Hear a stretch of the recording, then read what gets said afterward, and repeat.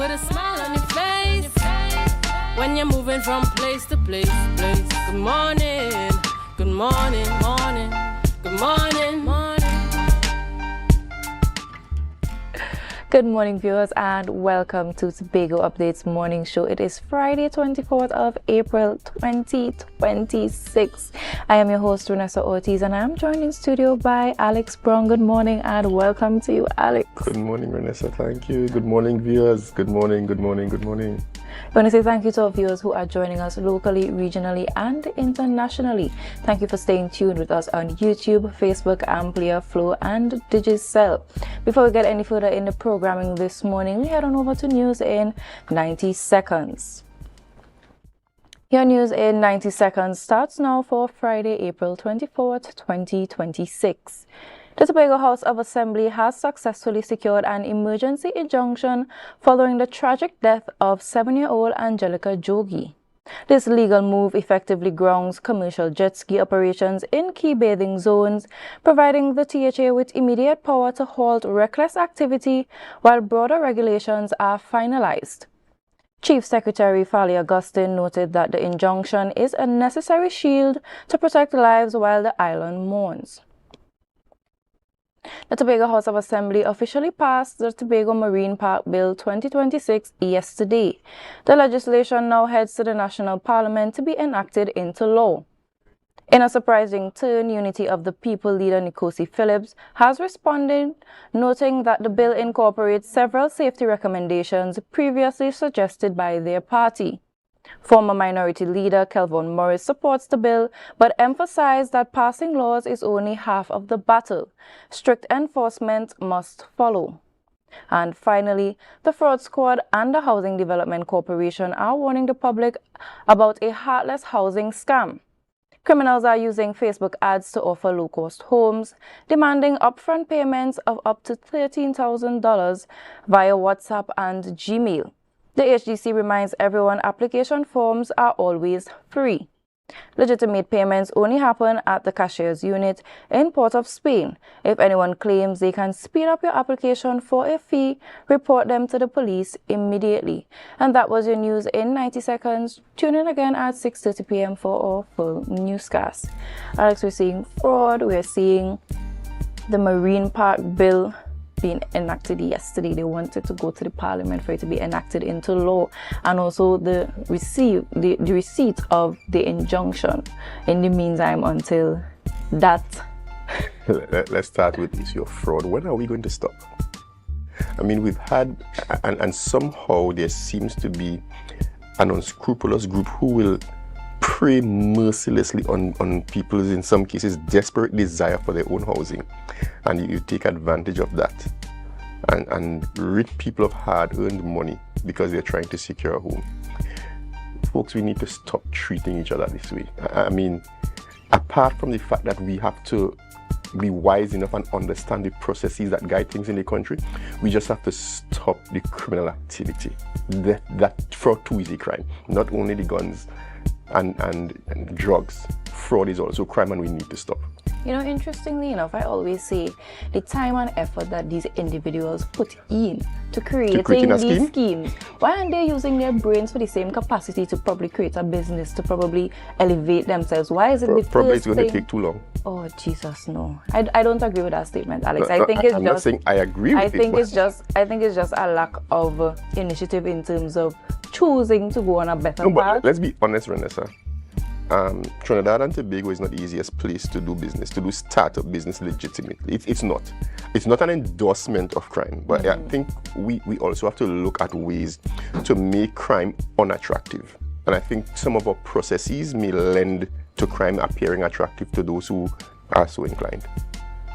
But no, I'm not endorsing it. I'm just saying we need to do what we need to do to make crime more and more unattractive to people. But I would still say there are individuals who also understand that starting a business here in Trinidad and Tobago is difficult. However, and are willing to take the difficulty. Still take the chance to do the difficult thing. So if others can do it, so can you. We don't need to turn to crime.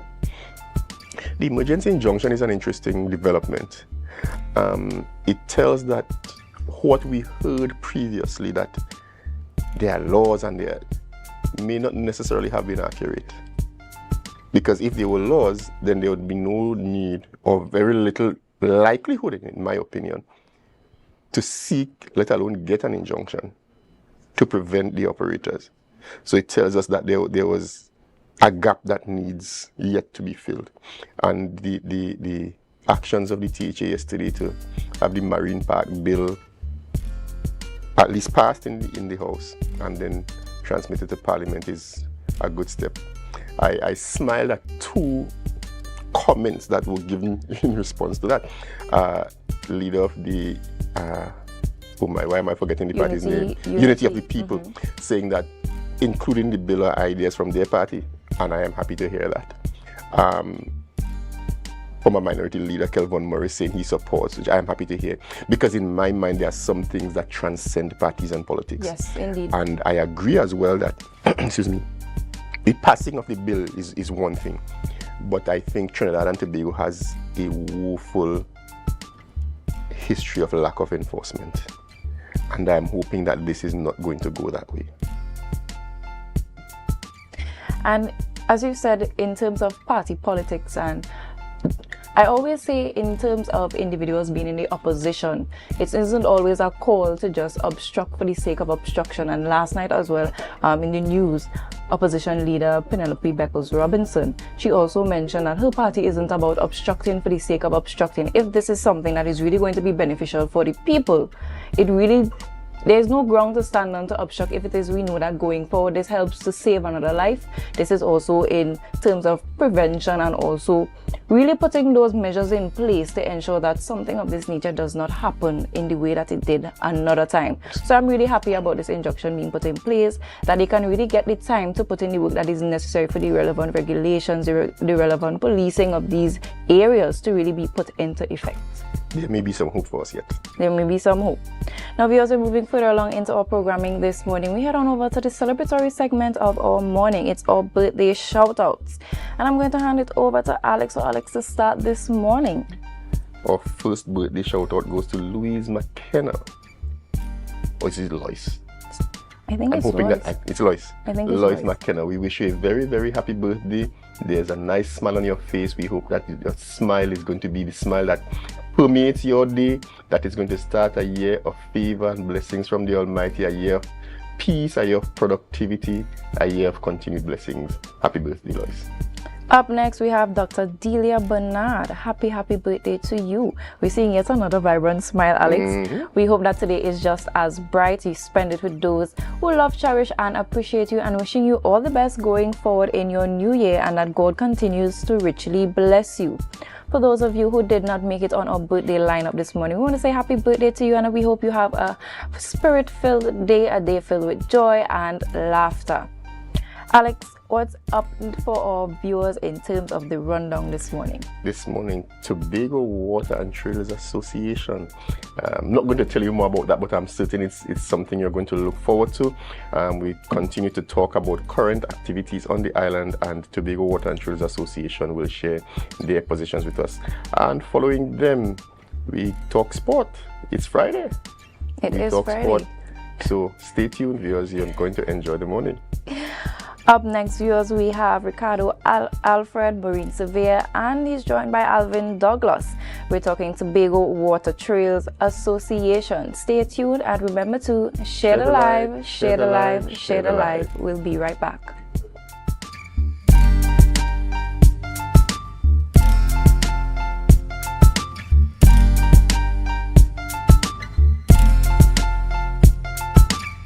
Our world is filled with rhythm. Rhythm that's unapologetic, infectious, timeless. Rhythm is commitment in action. It's how we show up for each other with unrelenting support that goes the distance. Rhythm lives in the tiny beats of our most intimate moments and the seismic roars of our biggest achievements. Rhythm is resilience in motion. So even when things go out of sync, we do what it takes to bring the rhythm back.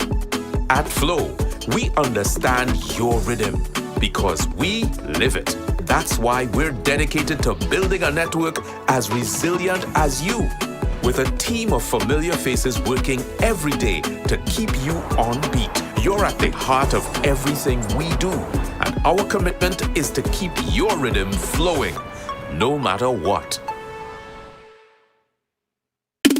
Make your goals a reality this season with Mount Pleasant Credit Union. Tobago's choice, we got you smiling. Come and feel that mid-year feeling, oh yeah. Mid-year island dreams, we make it easy. $20,000 to $100,000. Come and see, we warm hearts, bright plans, your goals grow. Mount Pleasant Credit Union, Tobago's choice. You know, every loan wants approved, more reasons to celebrate. Chance to win big, doesn't that feel great? Up to $3,500 in exciting gift certificates. Share investment starts as low as $2,500. Mid-year island dreams, we make it easy. $20,000 to $100,000. Come and see, we warm hearts, bright plans. Let your goals grow. Mount Pleasant Credit Union, Tobago's choice, you know. Yeah. Looking for office attire or worship apparel, then come to Tia's Classic Closet. Shopping for casual clothing or just want to dress down. Big discount, so it's you on clothing and comfortable shoes. Get some wonderful accessories to match your attire. Come to Tia's Classic Closet at 39 Montgomery Road. Opening hours daily from 9:30 to 5:30. For more information, call 710-168-99999. Sofa Factory is here in Tobago. Conveniently located Montessori Drive, Glen Road, Scarborough. Up to 20% off on select sofas for customization. Deals on some sofas from as low as $4,000 until stocks last. 10% off on all wardrobes. Half off on shower heads with the purchase of a vanity set. Come in and experience the new way to shop for furniture and see the quality in person. Okay. 335, 336, 337, 338, 339. Counting on your fingers again. No wonder you lose your business. Grandpa, thanks for helping me start over. You not lucky in business, you know. As a child, you tried to sell hog plum. That failed. As a teenager, you and your boyfriend tried to break into the jewelry business. But hey, where that boy end up? He live in Aruka in the Grove. The golden one. Oh, child, if you want to get into business, you have to have your financial records intact. But hey, do you know your numbers? Of course, 624-333. No, child, your numbers, your ratios, your equity ratios. You have a financial handicap. What? You need to see somebody about that. Anderson. Who? Anderson in Trinidad and Tobago, they offer tax and accounting services. They know about financial management. Grandpa, I started this business with nothing. And nothing is what you will end up with unless you call Anderson Services. Here. Okay, this card is nice. Yeah. What's this? Your rental fee. Have business will pay rent. Hot and groovy in the soca party.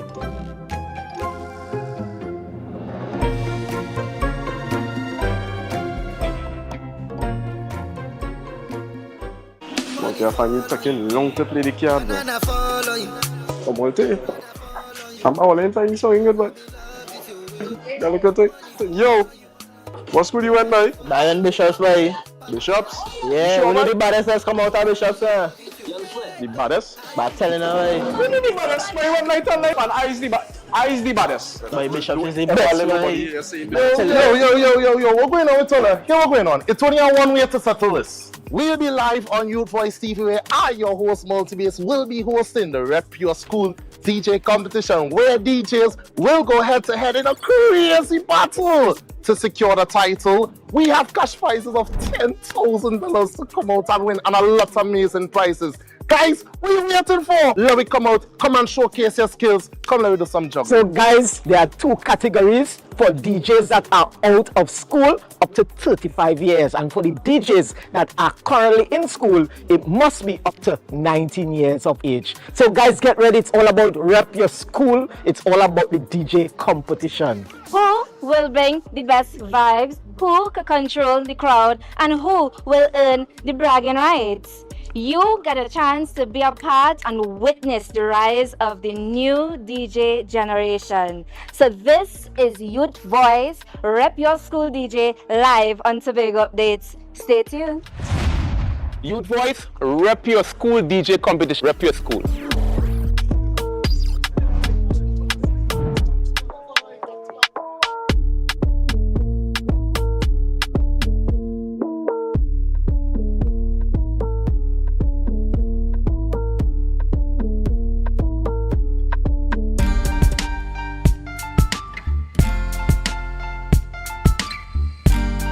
Put a smile on your face when you're moving from place to place. Good morning, good morning, morning, good morning, morning. Viewers, on screen is a notice of the redirection of domestic traffic to international checkpoints has been postponed until further notice. So anyone going to the airport this morning at Piaco International Airport, where you will be directed to the international gates, please note that this checkpoint has been postponed. This process to this checkpoint has been postponed until further notice. Viewers, in studio with us this morning, we have with us Ricardo Alfred and Alvin Douglas. We're talking about Tobago Water and Trails Association. Good morning and welcome to you, gentlemen. Yes, good morning. Good morning. Morning. Now, for individuals who are hearing about this association for the first time, tell us what exactly is the Tobago Water and Trails Association and why was it formed? Great. So good morning to all.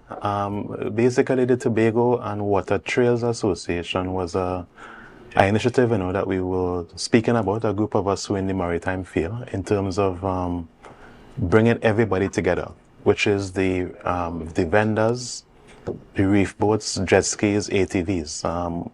We did a name search on the 26th of March, I believe, and this was way before this whole incident, because we wanted to really get some stuff going. This association really is to get the different voices from the different entities in the marine space, again from the owners, that is actually. So 2 nights ago we would have had a meeting with all of the different stakeholders, in which we would have had an election that same night, and we would have elected an executive, in which which we will put out there. We have myself was elected as the president. You have Mr. Alvin Douglas was elected as the PRO. So the aim of it really is to include all of the different people in the space. As you know, Mr. Douglas is involved in the dive sector in a very large way, and he is an avid boat owner as well. So the aim is to, and the vendors, the food vendors, the aim is to really get all of the persons involved in the marine space under one umbrella to share one voice, rather than we will still respect all of the individual associations. But one of the main things that we want to offer is help.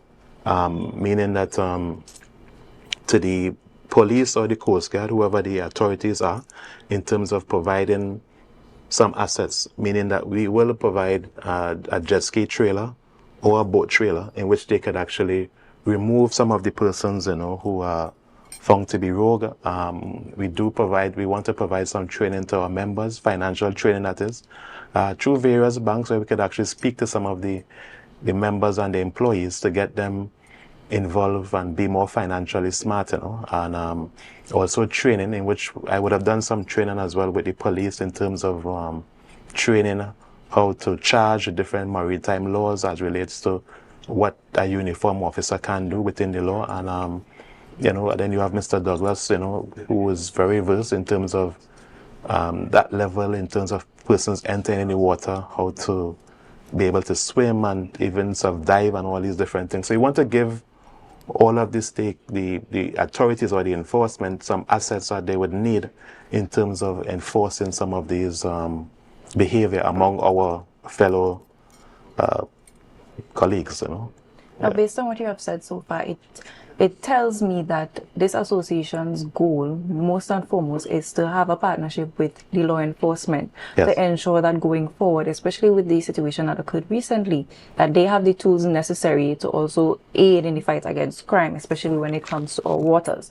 Now, when it comes to gaps within this space. What are some of the gaps you are hoping to fill with this association? I know you already spoke about the enforcement aspect, you spoke about training for your members. What are some of the other gaps that you saw within this space that made it necessary for the formation of this association? Because you're talking about vendors, you're talking about ATVs, I heard you mention ATVs, you're talking about the diving sector. What are some of the gaps you're hoping to fill within these individual sectors? Right, so I will just give 2 points and then you go ahead. Go ahead. Well,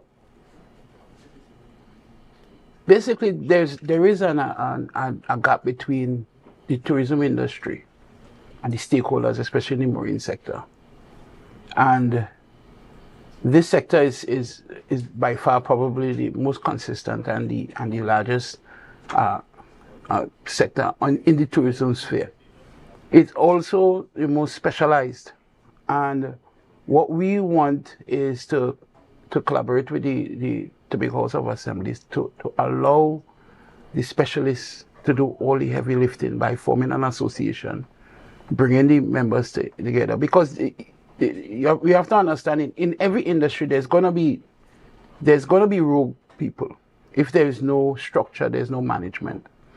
So you want to be able to assist in not only policing, not only in training, but to allow the tourism department to have an association there to make sure the members and them stay educated, stay safe. Okay, because when an incident like what happened the other day happens, it involves the entire island. It destroys.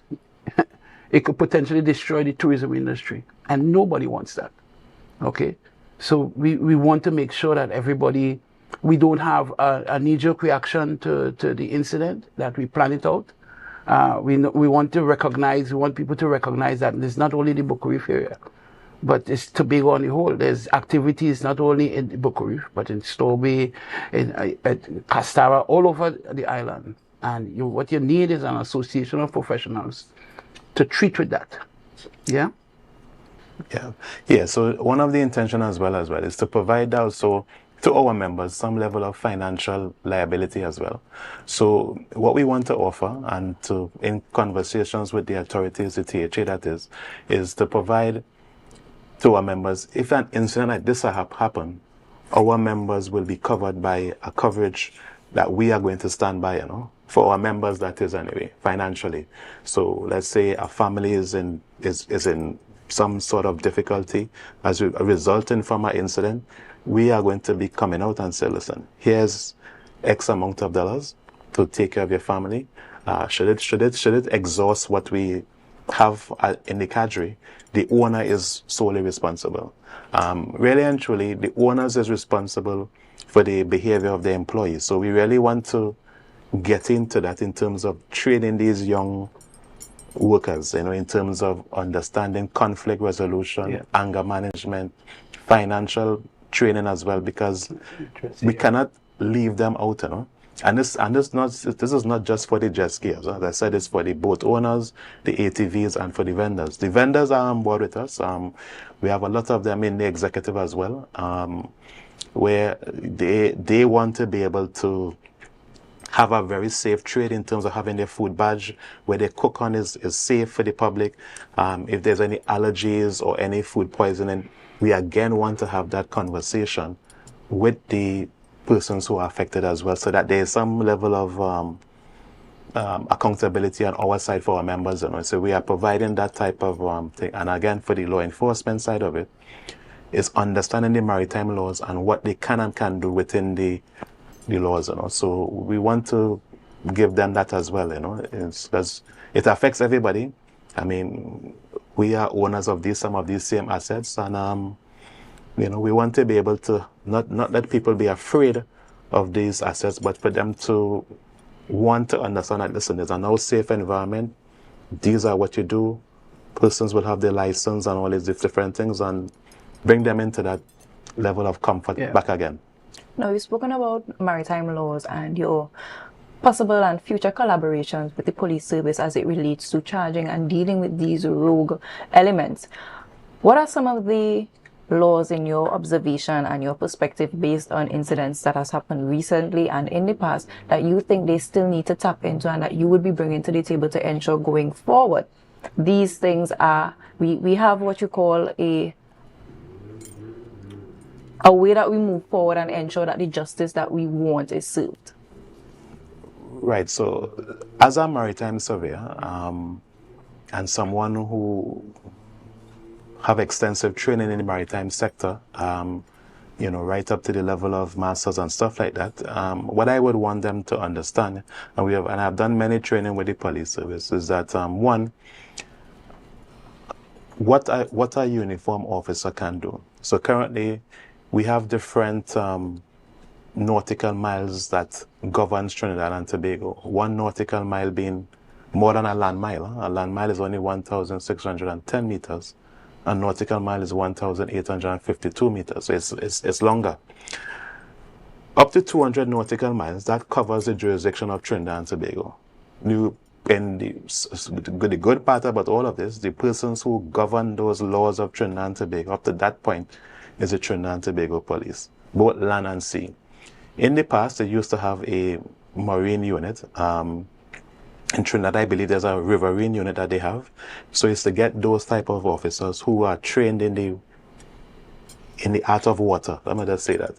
And have them understand that, listen, when they're going up to a boat, how to approach them. Because everything is evidence. Huh? So when you approach the boat, you record the vessel number. If you have the coordinates, that will be a good thing. When you board the vessel, who are the people on the vessel, how to record the different stuff. These are stuff that the police would know, but it's just to strengthen some of the other items that they would know. Uniform officer, that they have the power of asking persons to produce their license, their insurance, all of these things. Should they not do that, they are guilty of an offense. And then now, years ago, the DPP at the time would have sent up a list of charges, how to charge people, because it's not something that many officers are familiar with. And we want to really equip them with the tools that they would need to have a successful charge, you know, as relates to evidence and stuff like that. When you pull across a boat, try not to use certain words like overloading, because everything is alleged until it is proven, you know. Yeah. So you don't want to, you know, so it's to really bring that level of comfort by both parties, the person who is in question and the person who is questioning that person. So it's to really bring that level of understanding to them so that they are understanding of what they can and can't do. Now, under the umbrella of this association, you mentioned the boat operators as well. Now, in recent times, we have seen on the news that there are issues with areas for them to build their boats and harboring and just having a safe space to hold their assets, right? There's also the issue of there are individuals as well, when they come to the beach, they think of the area where they are building the boats as an eyesore. It's not something that is pleasant for tourists to see, and it also feels as though that the boat operators are utilizing the space that was meant for, let's say, aesthetic purposes is now being degraded by what is being present there. Based on the formation of this association, what are some of the things you plan to do for this? Well, definitely we are going to have to speak to that, because Tobago, all the villages in Tobago, they lie on the coast. And boating is something that is integral in our society. And for marine development, you would need infrastructure so that we can upgrade. And I'm not even talking about tourism only, because as for tourism, if you look at the other islands, they've built out their infrastructure so that we can easily upgrade from a 2-stroke, like for instance, from a 2-stroke to a 4-stroke engine. Yeah. If barring that, you are not going to get that development that Tobago requires to push the industry forward. I recognize that specifically the back of Pigeon Point wind hole can tend to be an ISO, and again, it goes right back to managing the space. The space is already used as a launching point. And a point where you can take these vessels out of the water, because unlike the average 22 size vessel, 22-foot vessel. These 40-foot, 35-foot vessels that weighs tons, you need special infrastructure to pull them out, to advance them, to make sure and maintain them. So we definitely going to speak to that, to have Windhole designated as a legitimate point where we can maintain and secure our vessels. Because right now, I don't think, if I'm not mistaken, I don't think there is any on the entire island that is designated for boat repairs.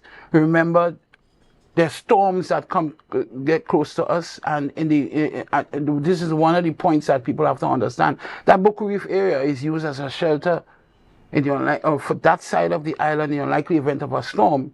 The vessels that are bigger and can't be taken out readily, they go into that sheltered area for safety also. So there's a lot of dynamics in play, and that management is not only enforcement. That's one arm which is very important and is needed. But management has different pillars. Okay, management has different pillars, like for instance, the safety, in the unlikely event of an incident, the protocol to evacuate. Yeah, all these things has to be put in place. Law enforcement will not be able to do that also. So it has to be a team of specialists that sit around the table to make sure that we approach this issue holistically. Yeah. Now, viewers, we head for a short break, and when we return, we'll continue the conversation with these gentlemen. Remember to share the live, share the live, share the live. We'll be right back.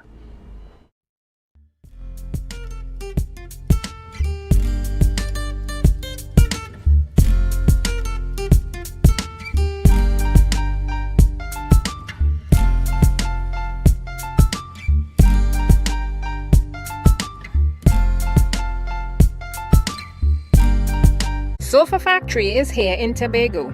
Conveniently located Montessori Drive, Glen Road, Scarborough. Up to 20% off on select sofas for customization. Deals on some sofas from as low as $4,000 until stocks last. 10% off on all wardrobes. Half off on shower heads with the purchase of a vanity set. Come in and experience the new way to shop for furniture and see the quality in person. Yeah. Looking for office attire or worship apparel, then come to Tia's Classic Closet. Shopping for casual clothing or just want to dress down.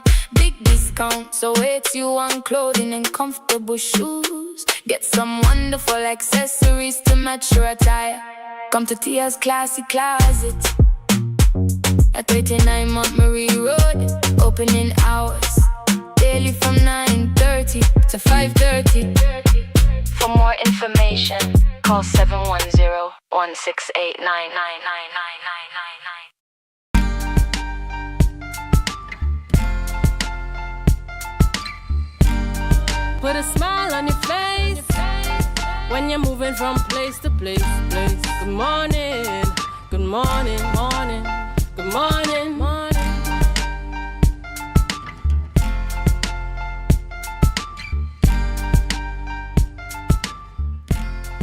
Yeah. Viewers, welcome back. We continue to talk with Mr. Douglas and Mr. Alfred, and we continue to talk about the new association that has been formed, trying to make your contribution in the management of marine space, that is Tobago. Gentlemen, I paid attention to the fact that you said that the vendors and ATV operators are on board, and I want you to tell us a little more about that, because sometimes when we talk marine activity, we talk the beach, the ocean. So we consider fishing, we consider bathing, we consider diving, and the tour operators and that kind of thing. Tell us some more about the connection between particularly ATV operators and the marine environment. Right. So currently, most of the jet ski owners also own ATVs. Right, ATVs are extremely good. It's very fun being an owner of one as well. But however, they have tours along that whole coast. Incidents can happen. So it's to really deal with any futuristic incidents that can happen to ensure that the trails that they are using are up to par. Every so often, person will walk and remove obstacles to prevent the ATV from tipping over, because it's a very powerful equipment, some of them, and you could tip over easy, and we don't want any incidents, in terms of the vendors, if persons have any allergies, things like food poisoning, we want to be able to address some of these things. So in terms of how they cook, how they prepare the food, the different utensils that they use, we want to be able to have all of those things covered, because we don't want to go back down this road again, because it affects us financially. Sometimes we miss those connections. So that the issue with particular food vendors, I remember an issue of a visitor who almost died leaving Crown Point International. It was Crown Point International then, because they bought something from one of those confectioners. There were no labels, and the person was allergic to peanut oil. Wow. And they were allergic to peanuts, and peanut oil was used in the preparation. So that sometimes we tend to look kind of myopically at how we can be impacted by stuff, but food preparation in that environment is really absolutely. And you know, ironically, for as long as I've been on the coast, they've been food sales that, if we're talking about the no man's land area, there's been food sales there. But now that it's grown out to a full-fledged industry, now we have to treat with it, because you have to remember we cater to our visitors. Even at Storby, there's a new association that was formed at Storby Confectionery Association, that treats with making sure and maintain the standard of product that you because everybody that goes in, they at the end of the day, everybody wants to make a livelihood. And these people sometimes, I'm speaking about Storby, it's generation of people who have been at Storby, and they recognize that now we have to associate, because tourism is a very fragile industry, as you know. Very fragile. The first thing that was shut down during the COVID was the marine sector. The first thing, and it was shut down for 2 and 3 years.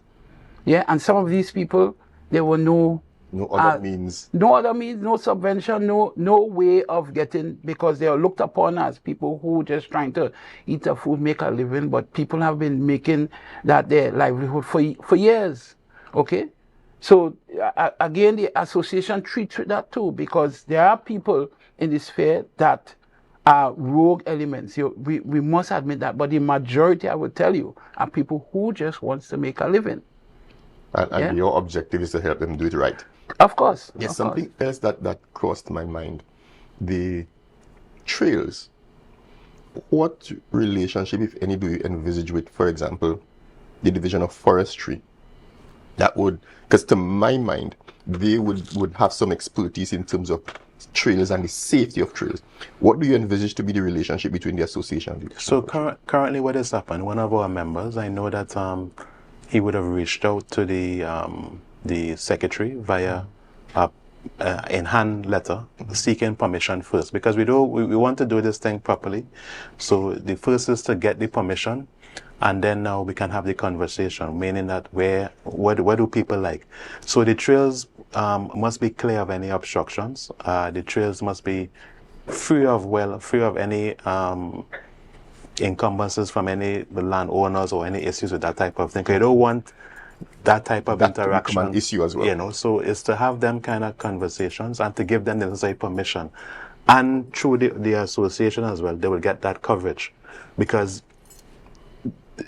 I mean, being an owner of a ATV, it is extremely fun. However, it can be dangerous. I mean, if you fall off the ATV, you can have some injuries, and we don't want to be a case where, it's on the media where, there's a ban, and so it's to really capture all of these. But there seems to be, because there's a heavy concentration in terms of your presentation on the fact that you're indemnifying your members. Yes. But it helps against us when I think it's a responsible position to remove the assembly as the insurer. Because basically that's what it is now. Anybody who's injured in situations like these sues the THA. Correct. Yeah. And it seems to be the move to at least by your association, to release the THA, as it were, from that level of responsibility and taking the responsibility yourselves for the activities that you're involved in. And I think that's a commendable move. Yeah. There's a, how do I say this gently? There's a perception that in Tobago, as soon as something happens, people jump up from an association and then you hear nothing. After the issue that may have precipitated the formation of an association fades away. So, all right, they take care of that and you hear nothing of the association again. What guarantees can you offer us that this is not one of those? So and that's to be clear, the name search was done on the 26th or the 27th of March, way before this whole incident. Huh? So we were in conversation, formed a WhatsApp group. So this was something you were intending on before? Yes, because we want to, because in our association we have, I mean, I can tell you the names, we have events, we have an events officer, because we want to be able to do different events to attract persons to this type of environment. We want to be able to do treasure hunts on these reef boats, you know, to get the kids involved. We want to be able to work with all the different stakeholders who are involved in the environment, the turtle watching people. I would want to give the guarantee, because we have the professionals involved, we are going to be there because we are affected. We own these assets, you know. It's not something that I am going to sell in the morning, you know. It's something that I want to be able to give to my children and stuff like that. I mean, currently, as I stand right now, I am literally banned from taking my daughter on a jet ski, you know. I mean, my wife is about the same height as me, and I know she could fight, you know. So I had to keep that, you know, that's something like keep it at E, you know. Yeah, it's a fight, you know. So the aim really, you know, is to not just for my daughter, but for other people's children. That listen, this is going to be a safe environment. When they get on board these ATVs, they're going to be wearing the helmets. You're going to go through the proper orientation, what to do, the do's and don'ts. Always follow the lead, follow the guide, you know. And we want to have that type of interaction. We want it to be a safe environment for jet skis, everything. If we have jet skis events in terms of races, persons must have helmets. We're going to be a couple meters, about 300 feet away from the shore. It's to have all of these stuff in place. What I'm hearing is the intent to police yourself. Well, in most industries, it is self-regulated. Yeah. In most countries. If one of the things I look at and I question is the fact that we have a society that seems only to be able to do the right thing when somebody's looking. So if there's police on the road, we'll drive with the speed limit. If they're licensing officers, we'll get the car up to date. And if they're Coast Guard patrolling, we go operate safe. But this seems to be a move by the association to police yourself. So the vendors are going to operate by a certain standard. The trail operators are going to operate by a certain standard. Those actually in the water. And I think that is something that more of us need to do. Yeah, but that, you know, to be fair, that is not a novelty, you know. That is how tourism is. Tourism is it's a play, it's a show. Behind the curtains, there's always producers and organizers behind the curtain. It's just that your customers don't see it. But tourism is one of the most regulated industry in the world. The trick is your clients don't see it, and it has to be a smooth transition. And the people who do the regulation is not the government, it's the industry players, because we are the ones who will lose directly if this industry clash. You understand? So there's one thing I want to say. You know, in my small stint in the Trinidad and Tobago Coast Guard, there's one thing I learned. Some of us know better about that. Yeah. There's one thing that I learned. Accountability, responsibility, and authority goes hand in hand. If you take any one out of the equation, then everything collapses.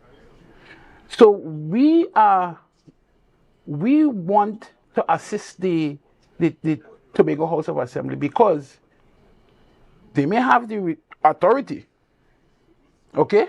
They may have the responsibility, but there is a part of the equation that is missing. You understand? And I'm excited about what is going on with this bill because it is going to put some teeth into this, and it's going to actually be an assistant to it. Because the rogue elements out there know that there is nothing that could be done to them. They know it, you know. So we are not here to pander to the rogue elements. We are here saying that there's a larger portion of people who wants to make a living and wants to do it the right way. And I think you said something that triggers what I would consider a kind of squeezing them out, as it will. Because if now you have law, and then you have an association which says you're not going to be part of us behaving like that, it's like, okay, there's nowhere for us to hide, so we either conform. That's right. Or we have to get out. So all we need is for THA to support the associations. Yes. So when we say, listen, this is a rogue element, and we send that document up to whoever is in charge, they now have the law on their hands to do what they need to do. Take some action. We have just about 90 seconds left. I wanted to ask about how do you see yourselves lobbying? I know the question was kind of touched before. For, I would call it a marina, a place where those people who are involved in construction and repair of these vessels. Share your thoughts on that and give us your closing comments. I would say the term marina is vast. Eh? Yes, we need a marina. But before a marina, a simple slipway will be fine. Access to water on the coastline, especially on this side of the island, would be great. Access to fuel on this coastline, because a marina, most of the time, the marina is put there, and the indigenous people are left out of the marina, or they can't afford. A marina is an expensive place, you know. So when you build a marina, you're really not building it, unless you have us in mind, you're not really not building it for the 22-foot pirogue or the 32-foot pirogue. I hear you. I hear you. Right? Also, what I would like to say is for the marine industry to partner with us, to join the various associations, join with us to make sure that we map this out and to make sure this becomes one of the best and most productive association on the island. Mr. Alfred, your closing. So I would just end by saying, being someone who was actually involved in building ports internationally and doing a lot of work, a marina is one part. Is having the services to support the marina. Yep. The smallest bolt on a strip is about 24 millimeters. We don't have them size of bolts and stuff into it. We don't have hydraulic shops. We don't have the kind of workshops to pull out a tail shaft to do work on a propeller. Having the resources first, and as Mr. Alvin said, let's start small in terms of the slipway. Let's start small in terms of having access to water, toilet facilities around some of our beaches, and proper facilities like that. Let's start small before we could really, because I will not bring a vessel here if I don't have access to fuel, parts, and stuff like this. It's not just saying, okay, I want the marina, it's having the resources there, the peaks, the marine, the budget marine, all of these, big workshops, you need all of these services here to support that. Let me curb my enthusiasm. We have to creep first. Yes, okay, yeah. Gentlemen, thank you for coming and for sharing with us. We wish you and the association all the best, and we're trusting that it's going to achieve what you really set out to achieve, the bringing together of the operators and creating a safe environment, not only physically, but like you said, financially and otherwise. Yes. Thank you again for coming, and all the best. Thank you for having us. Viewers, that's where we leave you for the morning. The show is not over, though. Marcus is going to join us with sport after the break. During the break, we remind you to share the live, share the live, share the live.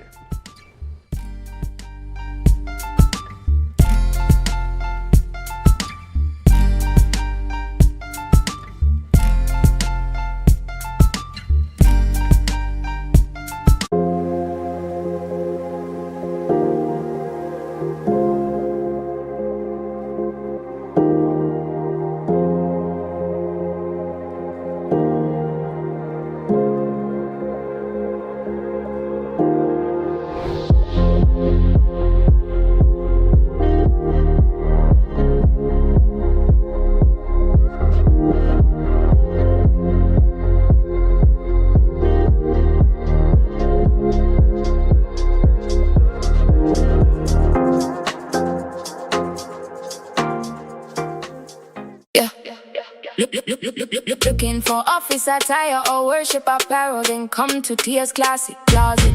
Shopping for casual clothing or just want to dress down.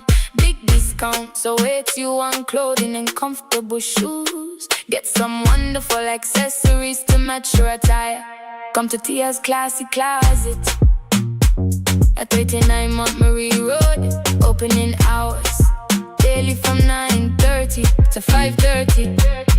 For more information, call 710-168-99999. Sofa Factory is here in Tobago.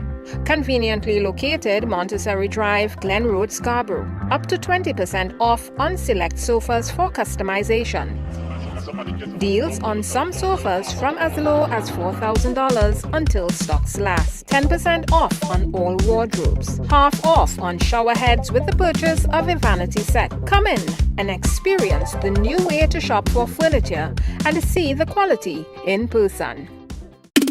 Make your goals a reality this season with Mount Pleasant Credit Union. Tobago's choice, we got you smiling. Come and feel that mid-year feeling, oh yeah. Mid-year island dreams, we make it easy. $20,000 to $100,000. Come and see, we warm hearts, bright plans, your goals grow.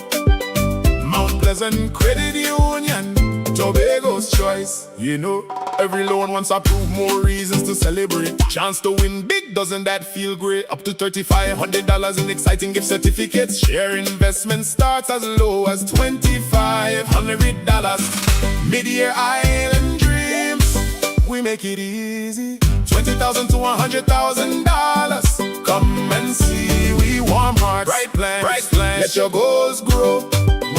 Mount Pleasant Credit Union, Tobago's choice, you know.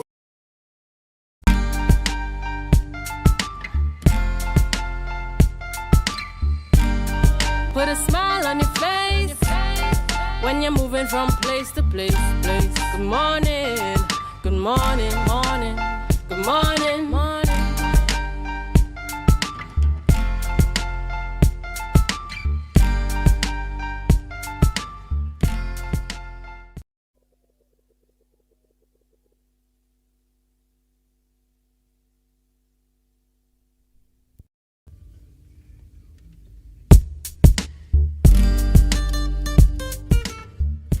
Hi viewers, welcome back, and thank you so much for staying tuned to Tobago Updates Television. It's Friday 24th April. Yes, we are running on the year already. The 24th of April, we're getting ready for May come next week. We are into the sporting segment this morning, and of course last week we had an interesting interview with the guys who are into the adrenaline pumping street racing, and we saw it fit to get them back this week because, I mean, after last week Sunday, all week they've been talking about, in fact, Trinidad and Tobago have been talking about this event, the 660 drag event.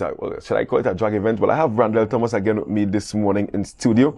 Should have had one of the drivers who probably got, I think she got all the way to the final, Christina. Yes. Yeah, should have had Christina this morning as well, but I'm going to get her another time. The ultimate 660 street recap. Randall, I mean, Trinidad and Tobago, and in fact the region, they've been talking about this event since last Sunday. I mean, what would have contributed to all the talk and such? Well, as politicians usually say after their campaign, the people have spoken. Right? And it's definitely evident that Tobago wants these type of events, right? And the relevant persons were there to see, right? The turnout, we and all, in terms of the team, did not anticipate such a big turnout. Before we get into the turnout, you spoke about the relevant persons, like name some of the relevant people. The chief sec was there. I understand that the Miss Hackett was there. Mr. Percy was there. So they were able chief to and he had tourism people, right? Because I mean, this is a sport tourism event here. Correct. Yeah. And I would say a lot of persons benefited outside of the 660 streets because after when the event was over, that was in the morning, when we were finished packing up, I drove into Crown Point, and Crown Point was like a carnival. That's what we call it Tobago Avenue. Yeah, the avenue was packed. That empty lot next to Storby, the grass area, were packed with cars, and I have not seen that since great race. Yeah, and even concessionaires, because you all had concessionaires, people selling and stuff there. Everybody sold out. Wow. Everybody sold out, right? The gyro man, the chicken places in Crumb Point, everybody benefited. So I think it's something that I am happy myself and the team for this event. We did well. There are some things, obviously, that we need to iron out, that we already addressed, but overall, it was generally a good show. Yeah, and let's talk about some of the kinks and stuff that you probably need to address to make it even bigger and better next year. Right. So, what we looked at, what we concerned about was our patrons, right? And a lot of calls came in that they were not getting to see. And that is because of the land space, right? So we already put things in place to remedy that situation, right? In terms of space, the shuttle service, right? Because of the extensive traffic on the roadway, the shuttles were not able to get back as fast as they could.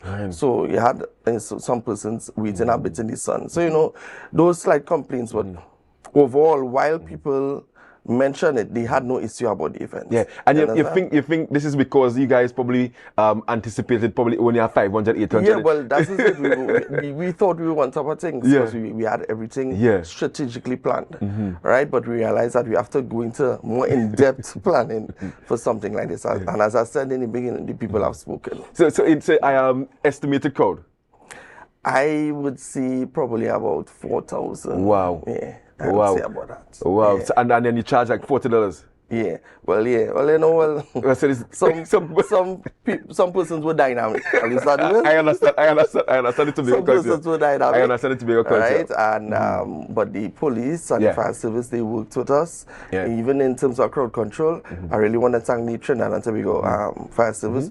Also, the Trinidad and Tobago police service, Sergeant Christmas and her team, they really worked with us. Yeah. And ideally, what support would you want from the Tobago House of Assembly? Because as you mentioned, the chief secretary, he was there. The secretary for tourism, she was there as well. Ideally, what support would you want? Well, mainly infrastructure, mainly a home, right? Equipment. You know, there are a lot of stuff that needs to bring this product together and product alive, because right now this product is basically all over the world, all over the Caribbean. My phone has been ringing non-stop. I know Dexter phone, Mig's phone, Dion's phone. So we are all getting calls from left, right, center concerning this event. People want more, people hungry, they're ready to rev. But it's not so simple to construct, you know, it's a lot of planning. So, you know, there are lots of resources and stuff that we would need in order to continue this type of event. Yeah, and because, I mean, I saw some of the comments as well, and especially safety, and I'm watching this here now, and the crowd there, and then sometimes, you know, we have some enthusiastic children, I think may want to run across there. Just tell me about, I mean, ideally, you'll want probably higher barricades and all these different things. So, and initially, because we did not cater for that amount, persons ideally were supposed to only be on the bleacher side. But because of crowd control, and as I said, the fire service, they really worked with us, and they even commended us, because as soon as they address a problem, we try to stop to try to fix it immediately, right? So we had to allow people to go on the other side of the road to ensure that the races could go on and the persons were shared evenly. So in terms of infrastructure, higher barricades, and was there like a viewing area, like say persons at the start? Because if you had to start, you may not be able to see the finish. Yes. Strangely enough, because it is not a quarter mile. Right. And it's a 1/8. Oh, you were able to see? Persons were able to see from the beginning to the end. Which is a good thing. Yeah. So, even persons on my team, Migs, I call it out today. He was not so fond of the 1/8 because we are accustomed to quarter mile racing. In the brief he changed his tune, the 1/8 was really exciting for him, and it was exciting for me as well, although I didn't get to see any race because the team, we were really working non-stop. So it's just work in progress.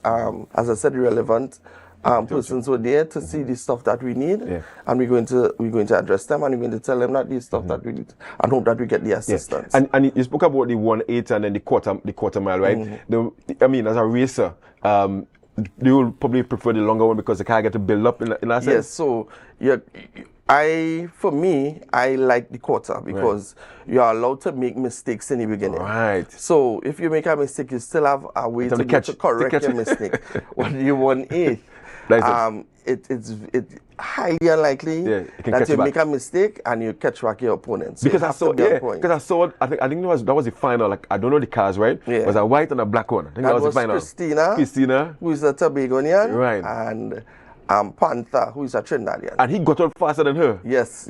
But you see, she was coming back on him. But it was a quarter. If the race was a bit longer, she might have clipped him. Yes. Okay. And so, what's the key? What's the key there? What is it faster changing gear? No, sometimes it's reaction time in terms of the lighting system.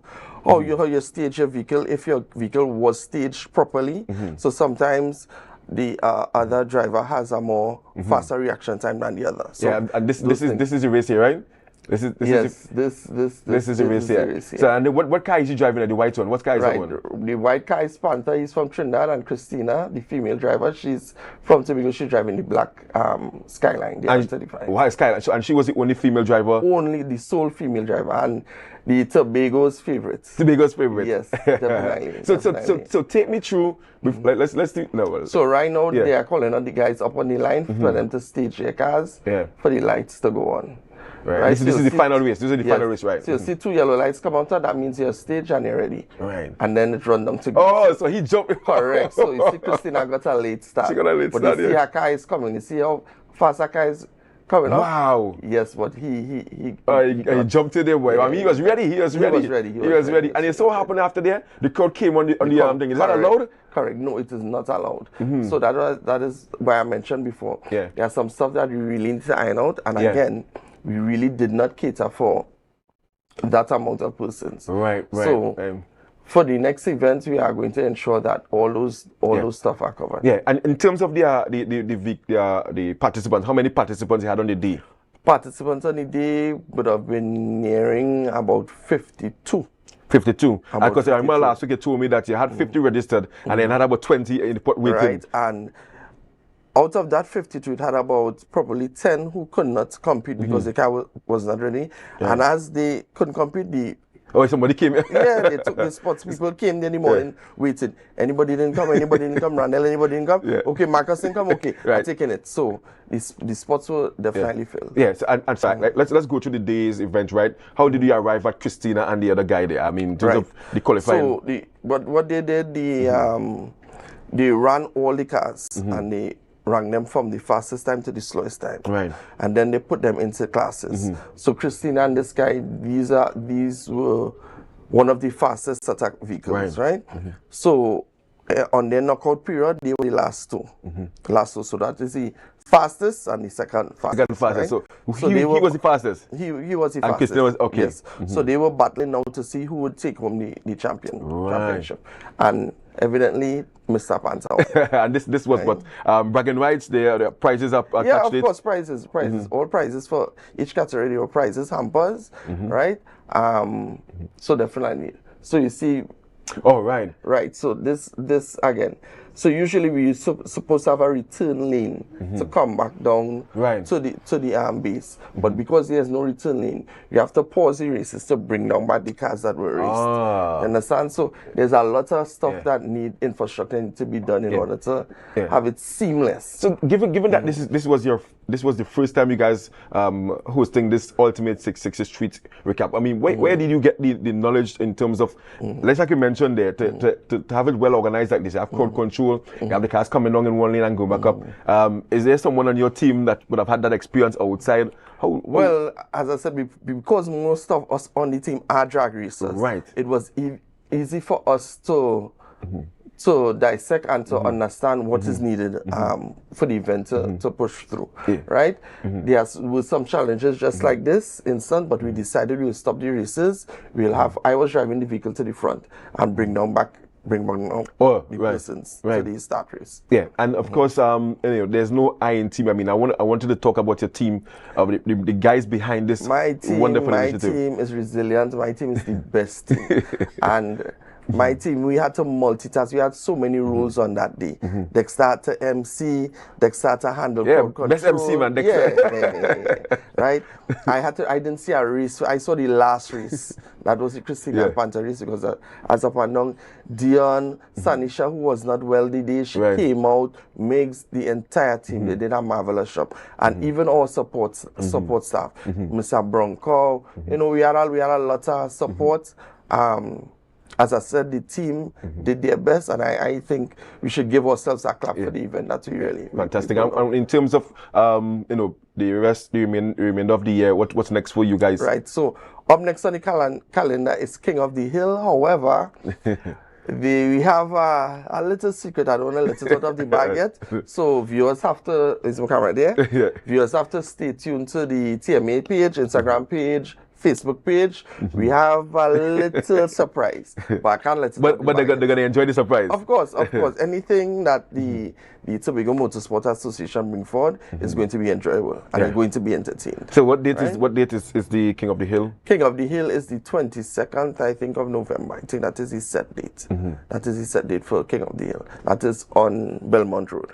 That is the drift aspect. Okay. This is drift. And this is the 2-day event, and you normally have an aspect up by the Pirate Gong as well. The 2-day event, that is a collaboration that we do with Hill Climb Trinidad, Rally Club Hill Climb, right? But Hill Climb has not confirmed if they need our help or if they're going to have an event as yet. Right. But so far, our event, the Tobago Motorsport Association event, King of the Hill is on. That is on, which is on Belmont Road. Oh, fantastic. I know I always like to give credit to sponsors. I mean, you can share, you know, shout out to sponsors. We have a lot of sponsors that came on board.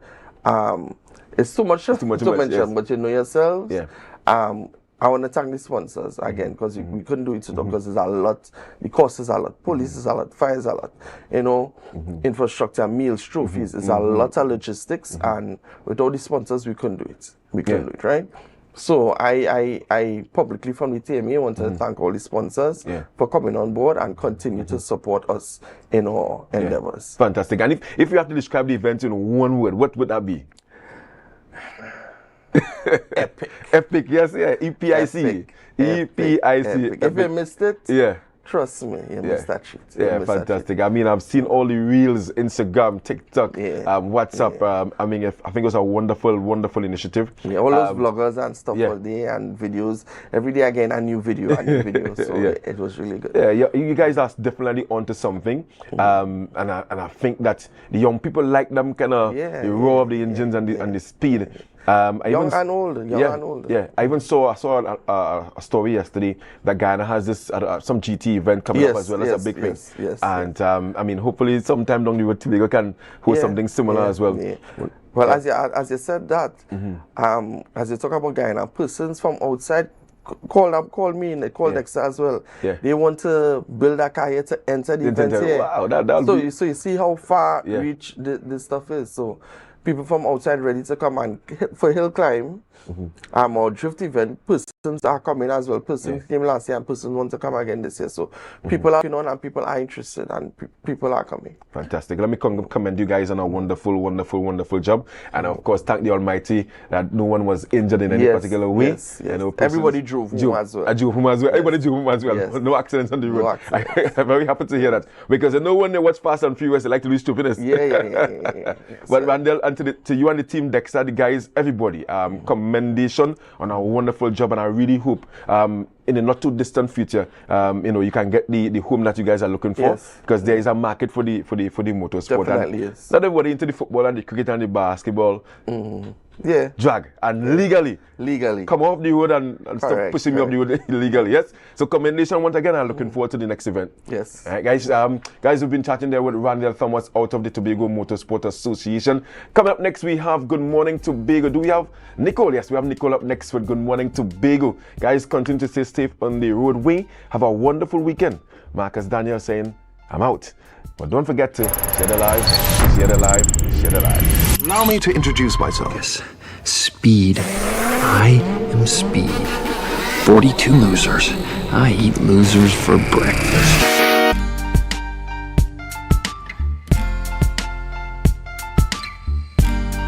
Put a smile on your face when you're moving place. Good morning, good morning, morning, good morning.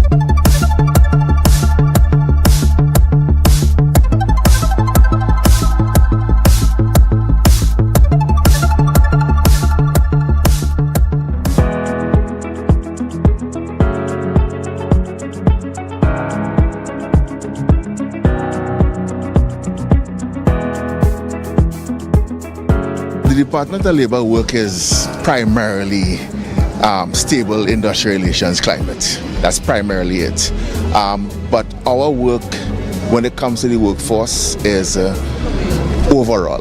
What are the problems in productivity and how can we increase it and make it better for Tobago? The issues of absenteeism, how it affects us, how it affects productivity, how it affects finance, how it affects personnel, and ways and reasons to help in bettering it. We talked about absenteeism, and we said we had to reframe the way we look at absenteeism. Put these control mechanisms, we put policies in place, we do progressive discipline because we want people to not be absent and we want them to show up to work, but we have traditionally been doing that by trying to control them. Okay?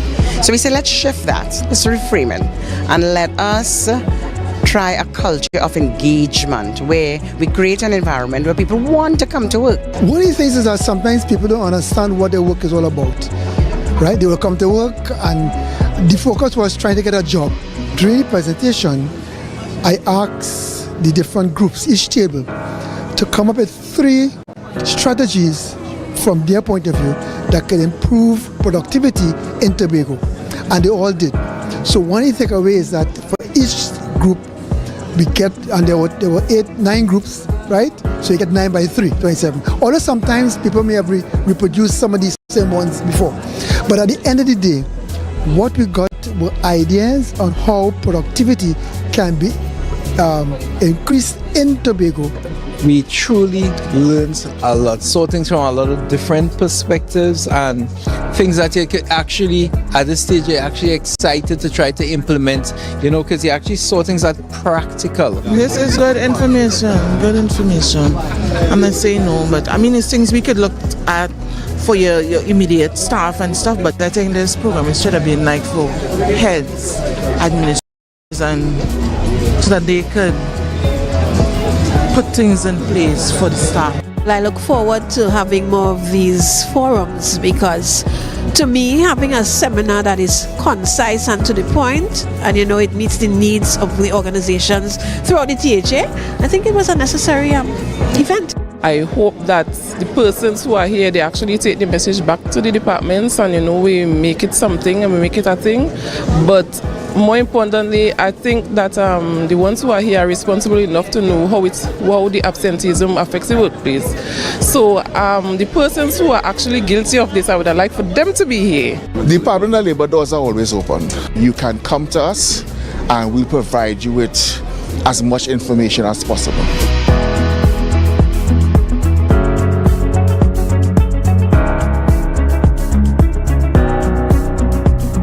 That was a production of the Department of Information, Office of the Chief Secretary, Tobago House of Assembly. You're viewing Tobago Updates Television, your exclusive gateway to Tobago, broadcasting the beauty of this island paradise to the world.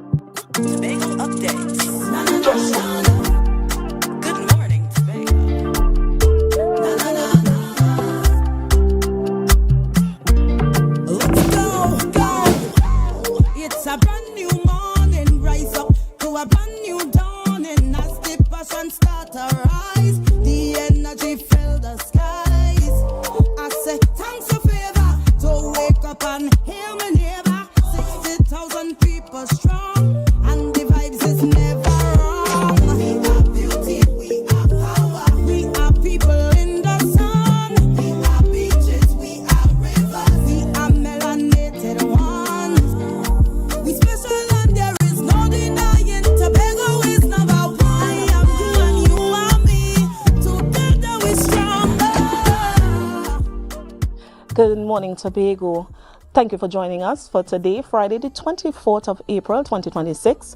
I am your host, Nicole Williams-Wilson, and it is always a pleasure to be in your company as we have the conversation of important matters regarding Tobago by extension. As we move forward, we're going to have our news in 90 seconds, which starts now. An emergency injunction grounds jet ski operators. The Marine Park bill gets the green light, and a heartless housing scam targets hopeless families. Your news in 90 seconds starts now for Friday, April 24th, 2026. The Tobago House of Assembly has successfully secured an emergency injunction following the tragic death of 7-year-old Angelica Jogi. This illegal move effectively grounds commercial jet ski operations in key bathing area zones, providing the THA with immediate power to halt reckless activity while broader regulations are finalized. Chief Secretary Farley Augustine noted that the injunction is necessary to shield and protect lives while the island mourns. The Tobago House of Assembly officially passed the Tobago Marine Park Bill 2026 yesterday. The legislation now heads to the National Parliament to be enacted into law. In a surprising turn, Unity of the People leader Nkosi Phillips has responded, noting that the bill incorporates several safety recommendations previously suggested by his party. Former Minority Leader Kelvin Morris supports the bill, but emphasized that passing the law is only half the battle. Strict enforcement must follow.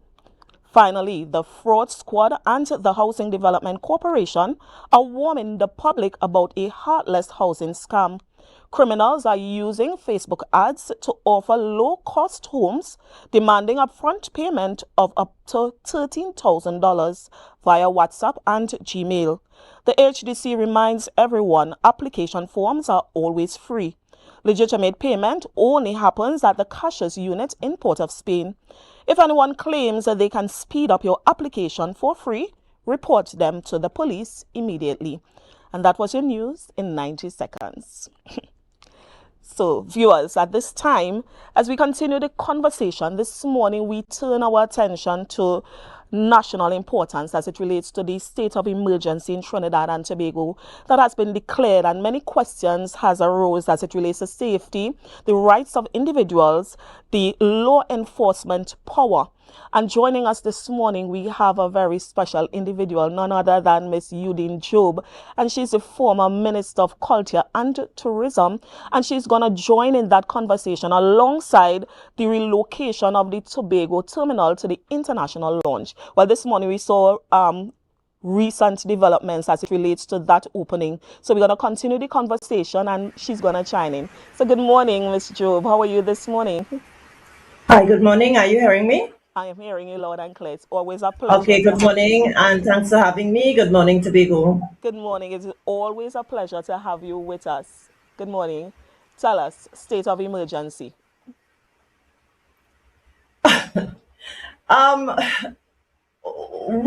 if we look at the reason for the state of emergency as articulated by both parties, firstly the PNM and then now the UNC, I believe the primary reason for that was to have to actually look at the crime that is happening in the country, the uptick in crime, and to see whether or not the state of emergency can lower the crime rate that we're seeing here.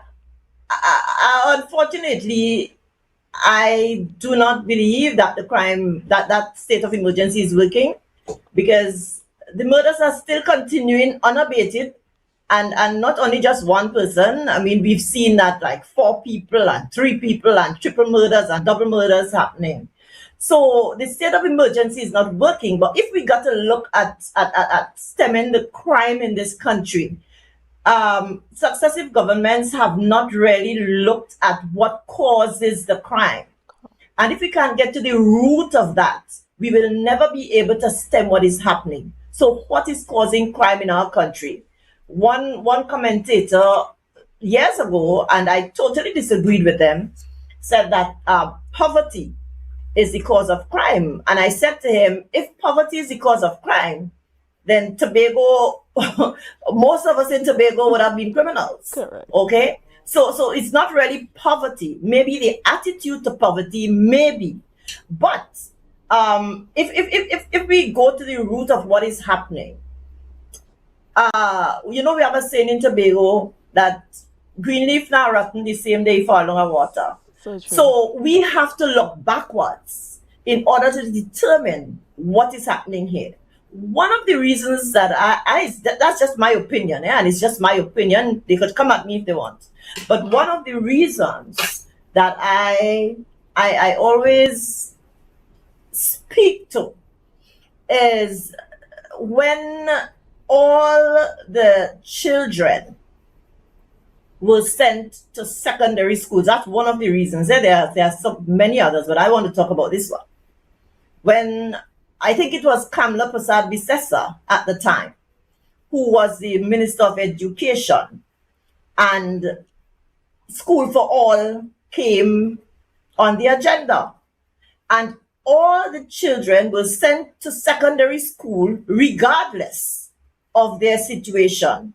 At that time, my brother was, I think he was the president of Tutor, God rest his soul, Houston Job. And he said to me, he said, Talika, that's my home name. They're sending these children here to secondary school. They cannot even read English, and they're asking us to teach them Spanish. So what is happening here and to me, that is one of the reasons, because if those kids who went into school couldn't read, couldn't do the work, what do you think they will do? They will drop out. And when they drop out, who put anything in place to catch them? And that was since in the 1980s, I believe. I may be wrong, but I think it's around that time. And and these are the people who are now having children and so on. So we have to go back to where this started and try to fix things. We may not be able to fix those who graduate, who left school or had to leave for all those reasons. Couldn't read, couldn't write, or properly did well. As a matter of fact, there is one teacher, and I wouldn't call his school nor the teacher, my son's friend, who said to my son, hey, I'm writing this trend name on the blackboard big, and they don't recognize the name. So where does that leave us? And this is the same Kamla Prasad Bisesa, I believe, who actually took away the legitimate rule of the principals from the schools by saying no corporal punishment. And again, my brother was a teacher. He said to me, the children walking up to us and say, so like I beat you again. And that is what is happening. She took that away from them. And now we are putting the police in the schools for children. Yes, for sure. That is not going to solve crime. We got to start from when they're born, where they live, what they're doing. And we have social workers in this country who are being paid. I don't know how many, but these people need to get on the ground. When we were children growing up in this Tobago space, we had what they called truant officers. And these people went about the villages looking for the children who did not go to school. Okay? And they would have done the intervention. In addition to that, Dr. Williams had put in place things for single parents. We were beneficiaries of that. And I always say that I'm a beneficiary of the PNM policy, and that's why I'm here today. Not as a member of the PNM, but me, UD, here today because of the policies that Dr. Williams put in place. So we have to now get back to the joint. But I'm sure there are people here, there are social workers here who can actually speak to what they see. All right. And as an attorney, I see things, I hear things. And it is unfortunate that the state of emergency is the only solution that the government can come up with. So crime is not going to stop. And I listened to my good friend, former Commissioner of Police, Stephen Williams, who actually said the same thing. And he's been saying that over and over and over. Nobody's listening. Okay. And so one wonders, what is the reason for governments? If you're not looking after your people, why are they? Yes, Ms. Joe. Excellent conversation, and you're really bringing clarity to the discussion as it relates to states of emergency. Now, viewers would be, very much taken aback because some persons may be saying that the state of emergency is just for criminals. The state of emergency is just for gang leaders or, persons who, will get themselves in trouble. So give us a greater understanding as it relates to how does the state of emergency impact every citizen of Trinidad and Tobago. But is there an impact at all? If there is I am one. not seeing any impact. All I'm seeing is that the government locking up people and issuing PDOs left, right, and center. So what is the impact? It is not impacting us. As a matter of fact, if the crime continues, then there is no impact whatsoever of the state of emergency, and they should discontinue it. Look at what happened in the heart of the police station. And I tell you, when I got up to the news that morning, I was in shock. I'm in shock. And I was looking to see, well, oh my gosh, what is going to happen now?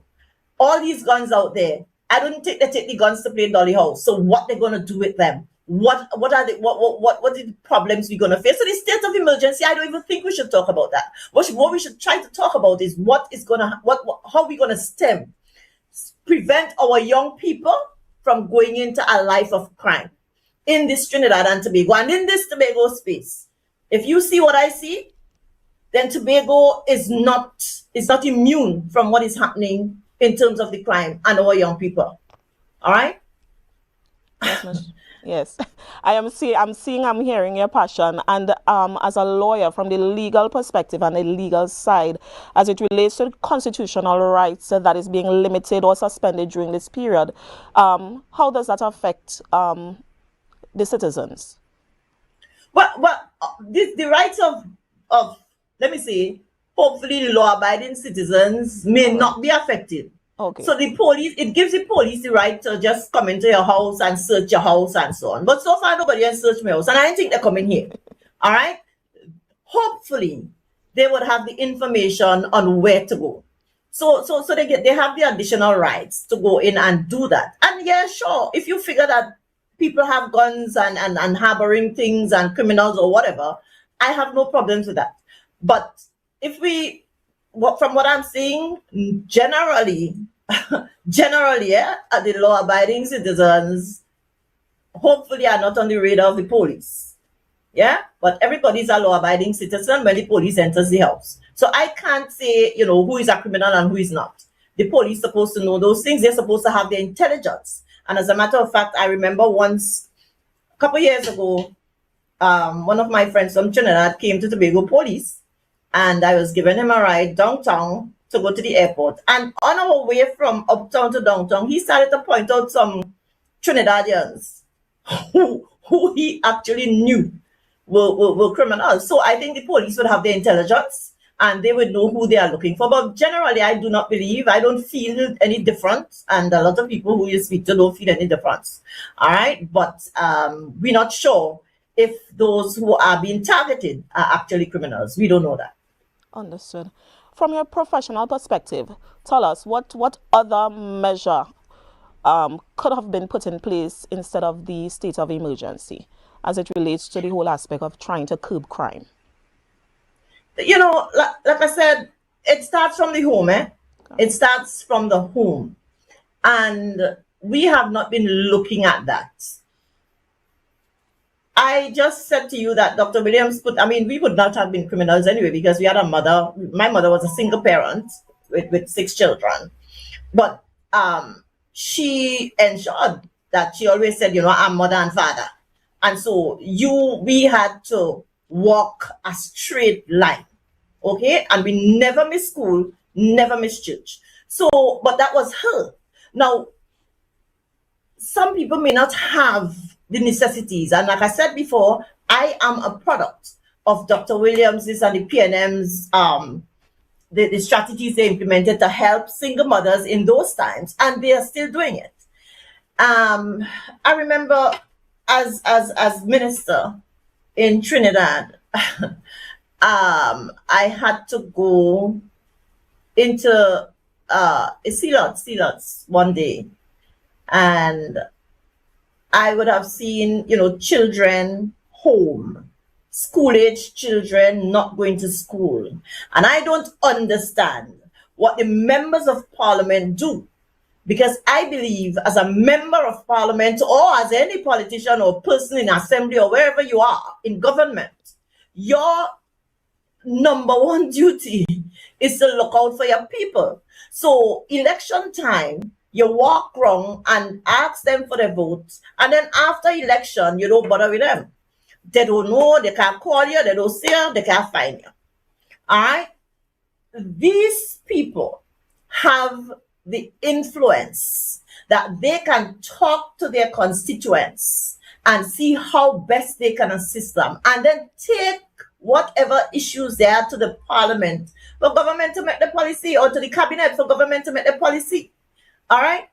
I remember in my own district, there was a group of guys, I saw them all the time and stuff.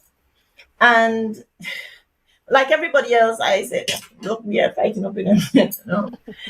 And then one day I was coming from church, and I saw them, and I just walked. And then the Holy Spirit has to be the Holy Spirit arrested me. What are you doing? You just come from church and singing and praying, go back. And I went back and I sat with them and I spoke with them for more than an hour. And people passed and said, Teleka, where are them? Then I changed. But I can tell you that I was so impressed when all of them, except two who were murdered, all of them changed their life. And it wasn't because of me, but the fact that you stop and you talk to them and you show them things that they don't know. As parliamentarians, we used to have information that we could deliver to people, go home back by them. The PNM was mastered at, but now they lose their foundation, they lose their root, they lose their grounding, they lose everything. All right? So we have to now look out for each other. In my own little district, I am talking to the young people, the young ones, and even some who not so young. All right? But if we hold our noses and walk by, then something, we're going to get what we get. This is not a government issue. This is a national issue.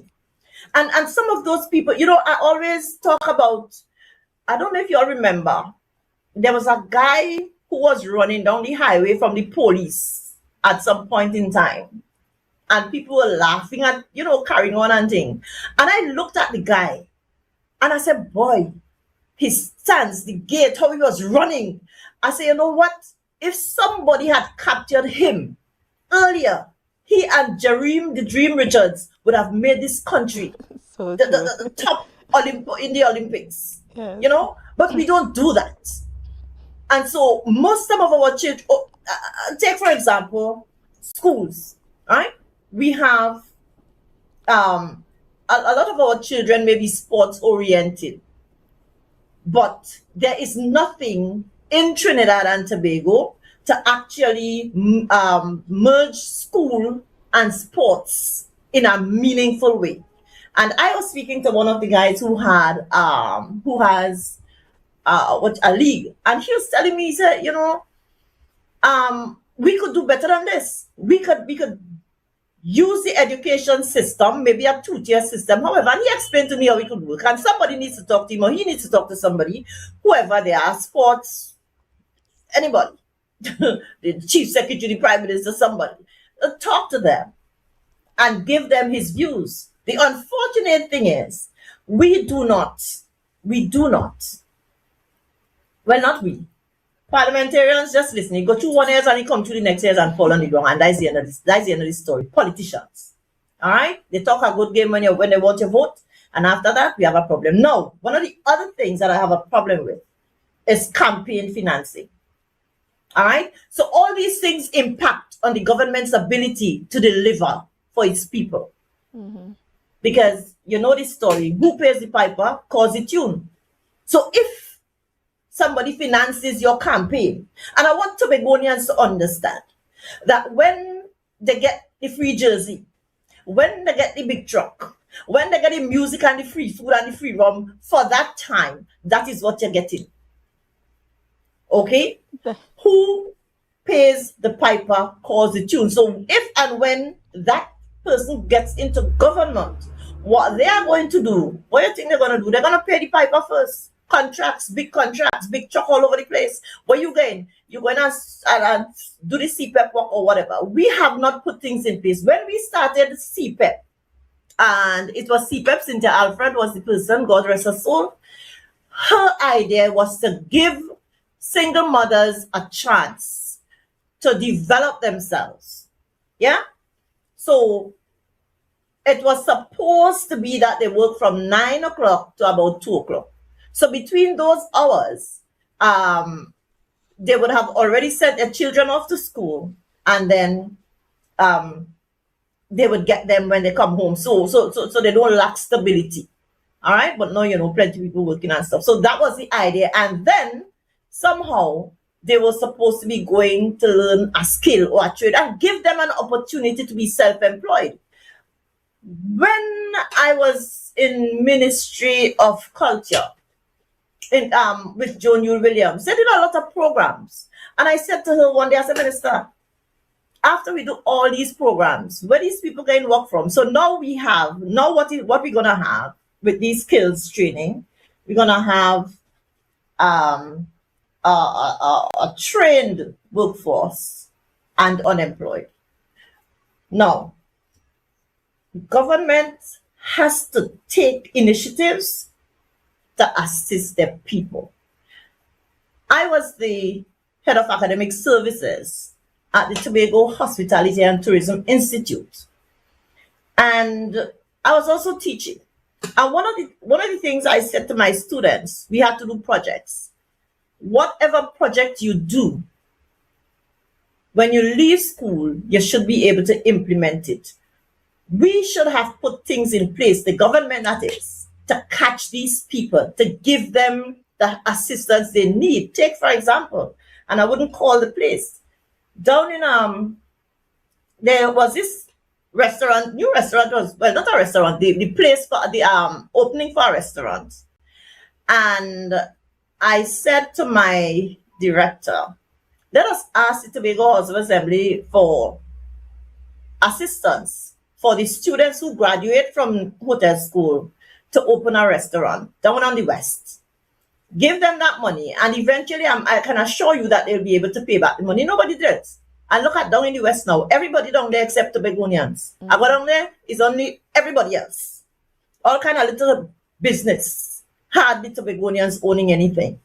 So if I want to talk about Tobago, we have a problem with our young people, and the young people have a problem with us, with the governments, because they believe that government not doing nothing for them, so they turn to who? Whoever helping them. Correct. Right? So state of emergency, not working. Anti-crime plan, forget that, because it's a waste of time.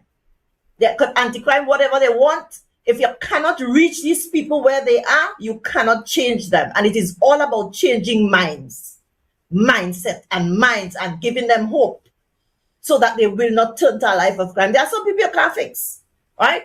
Fine. But these others, we can fix them. We can, once we talk to them. Yes. Thank you so much for helping us navigate this important discussion. We're not through as yet, because we really want to have the discussion as it relates to the relocation of the Tobago terminal to the international launch area, to the international launch. But this morning, a circular was sent out as it relates to the postponement of such. Yes.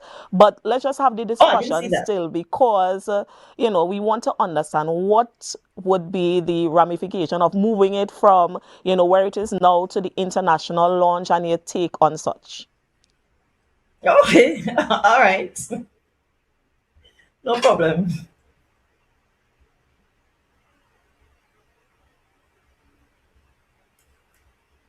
Yes, so tell us, what is your thoughts as it relates to the relocation? Oh, you're ready for me on that? Yes, I am. Well, let me confess, first and foremost, I'm looking for something here that I received this morning with the information on the Caribbean Airlines thing, right? Yes. But let me confess that I don't travel on no plane, right? Okay. So I don't know what the situation is at the airport.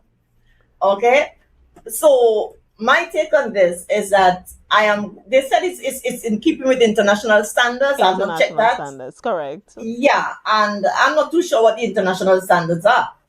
Now, Caribbean Airlines sent out this communique prior to, I guess, what you saw. And they were talking about what it meant for us to, for the passengers to navigate up through the international launch. Yes. And so they are saying that it is for, one of the things they said is for security reasons, and they enhance security and so on. So I don't know what is happening between Trinidad and Tobago that gave rise to this decision by the government.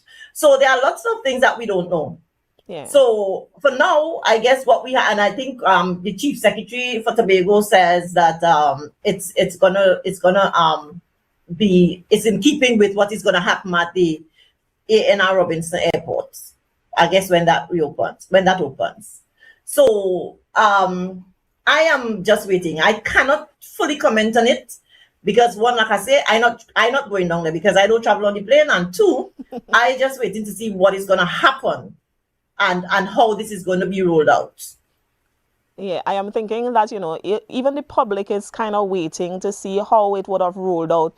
So persons were eagerly anticipating and waiting to see how this morning is going to look. But then we saw that there was a postponement, yes? So we are not sure if there is a rethinking or if they need to restructure it in a particular way to make sure that, persons are, benefiting effectively from the change. Because what was mentioned... Because one of the things that I think, at least, somebody was saying to me, oh, so now I can get my big chocolate and thing. I said, no way, you're not getting that. No. And this is how people thinking, that they're getting duty-free stuff, but it's not going to happen. It's not duty-free, it's duty paid. So you are not paying the duty-free cost. You will not be getting a bottle of wines at a particular cost. Yes. But what is and the thing about it is that if you buy penny savers, you're going to get too much less, eh? So all you don't go there and buy it.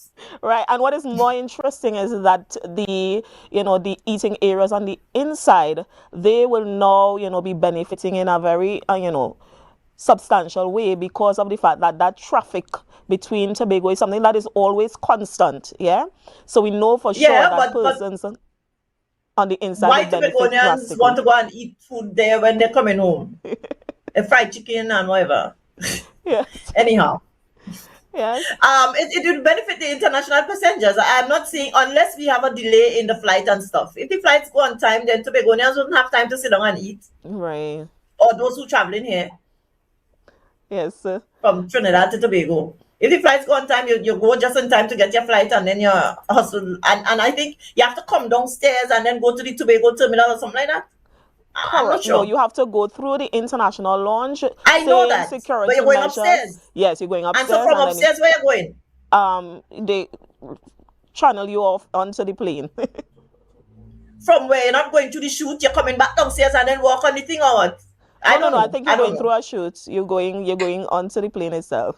Yes. Okay. Yes. All right. I have not a clue, and I would not have a clue unless somebody tells me because I'm not going. Excellent. As we wrap up, we really want to say thank you so much for your conversation this morning. And we really want to publicly say thank you, Ms. Jo, because your work has not gone unnoticed. You have been truly dedicated to the cause. And because of such, we really and truly want to say a heartfelt thank you and continued blessings over your life. Yes? Thank you very much. And thank you for having me. I hope I did justice. It's always a pleasure. Yes? Yes. And you have a good day too. Same to you. Thank you so much. Have a good one, Tobago. Yes. God bless. Thank you. Yeah. Viewers, we just heard it. We had an interesting conversation as it relates to the state of emergency, how it would impact Trinidad and Tobago, and how it would impact you, citizens of Trinidad and Tobago. As we continue the conversation, we're going to be heading to a break, but I want you to always do share the live, share the live, share the live. People strong and the vibes is never wrong. We are beauty, we are power. We are people in the sun. We are beaches, we are rivers. We are melanated ones. We special and there is no denying. Tobago is number one.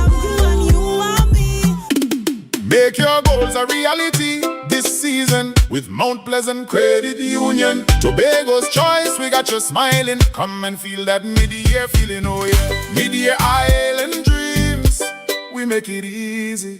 $20,000 to $100,000. Come and see, we warm hearts, bright plans, your goals grow. Mount Pleasant Credit Union, Tobago's choice. You know, every loan wants approved, more reasons to celebrate. Chance to win big, doesn't that feel great? Up to $3,500 in exciting gift certificates. Share investment starts as low as $2,500. Mid-year island dreams, we make it easy. $20,000 to $100,000. Come and see, we warm hearts, bright plans, let your goals grow. Whoa. Mount Pleasant Credit Union, Tobago's choice, you know.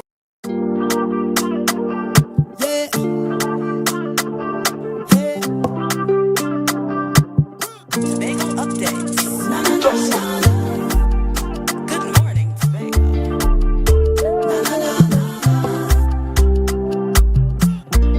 Let's go. It's a brand new morning. Rise up to a brand new dawning. As the passion start to rise, the energy fill the skies. I say thanks a favor to wake up and. Good morning, viewers, again, and welcome back. This morning, we turn our conversation to a very important tournament that is going to be coming up. Just let me give you the dates exactly, July 11th to the 12th. And joining us in studio, we have none other than Mr. Tyrone Miller, and he is the mastermind behind this 7v7 tournament. Good morning, sir. Good morning. It's always a pleasure to have you. Pleasure to have you as well. Good morning. Good morning. Tell us about this tournament. Actually, this is the second time this tournament was held. From the conversations we had prior, the first was held at Calder Hall, but because of the fact that the lighting at Calder Hall is not too good, you would have moved to Mongrace Recreational Ground. Yes? Yes. Tell me, what is the idea behind the tournament? How it started initially? Well, it started from family and friends that I surrounded. They always want to see me do good, so there was like, what it is you want to do, what it is you like. And as a past footballer, I was like, I want to keep tournaments just for the opportunity that we had growing up. We have a lot of youths out here that have a lot of talent, but there is no way for them to express their talent. So now that I'm growing and I have the chance to do it as well now, so I'm out here trying to bring out the youths and them to showcase their talent. And encouraging our youth is really important. So I really want to commend you for such, yes? Yeah. Being a young man yourself, you see the importance of making a way for the youths and their development. Because what these tournaments do, they really and truly bring camaraderie and allowing persons to come together to, you know, play a sport that they truly love. Yes? Yeah.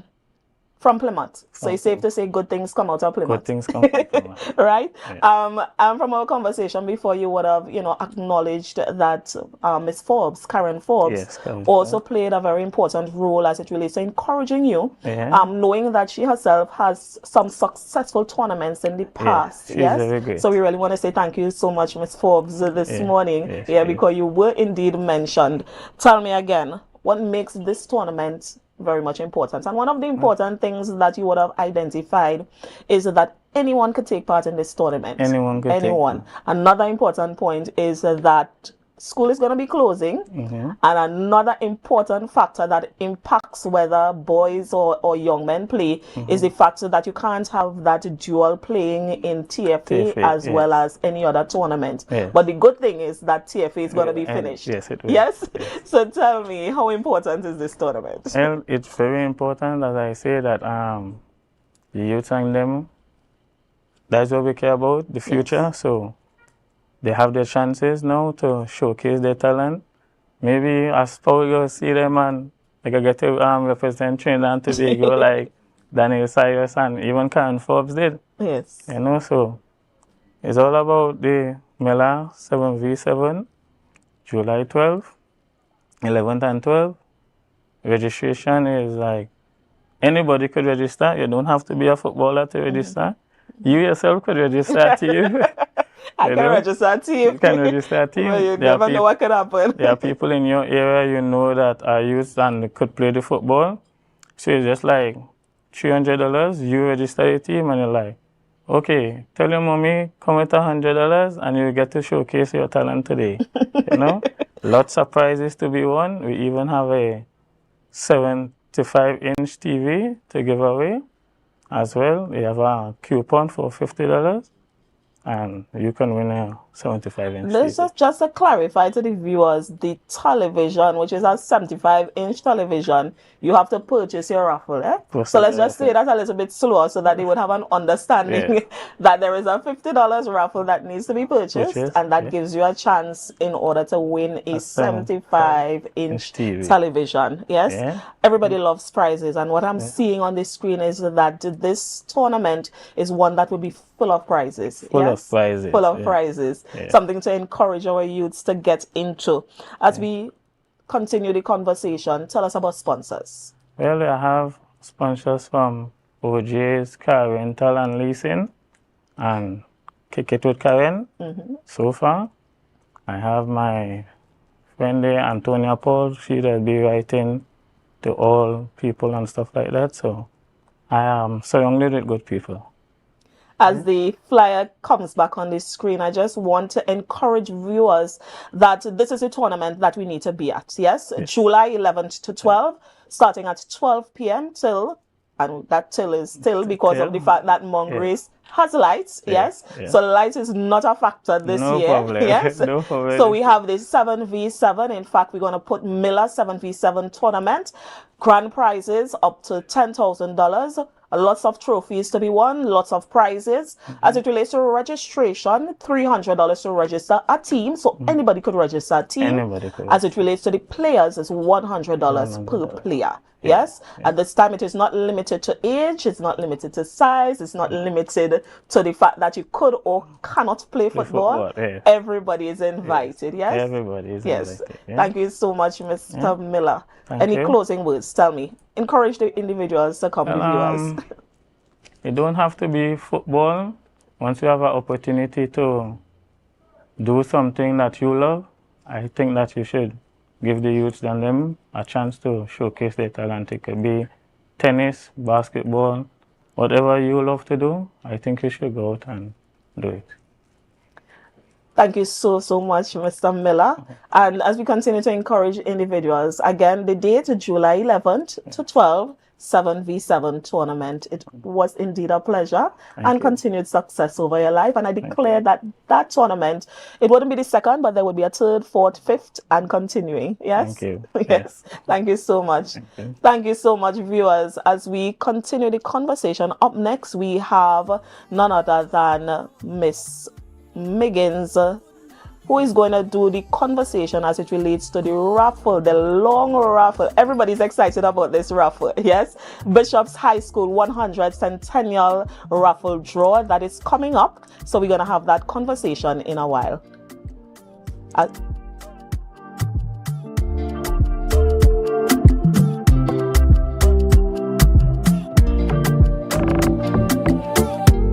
Sofa Factory is here in Tobago. Conveniently located Montessori Drive, Glen Road, Scarborough. Up to 20% off on select sofas for customization. Deals on some sofas from as low as $4,000 until stocks last. 10% off on all wardrobes. Half off on shower heads with the purchase of a vanity set. Come in and experience the new way to shop for furniture and see the quality in person. Looking for office attire or worship apparel, then come to Tia's Classic Closet. Shopping for casual clothing or just want to dress down. Big discount, so it's you on clothing and comfortable shoes. Get some wonderful accessories to match your attire. Come to Tia's Classic Closet at 39 Montgomery Road. Opening hours daily from 9:30 to 5:30. For more information, call 710-168-99999. Trinidad is my home, and I always say charity begins at home. So I'm just delighted to bring this team of dedicated volunteers. Part of our motto is that we just don't send relief. We hand deliver it with care and compassion. And as I would always tell my team, the best way to find oneself is to lose oneself in the service of others. Be viewing Caribbean Medical TV on this station.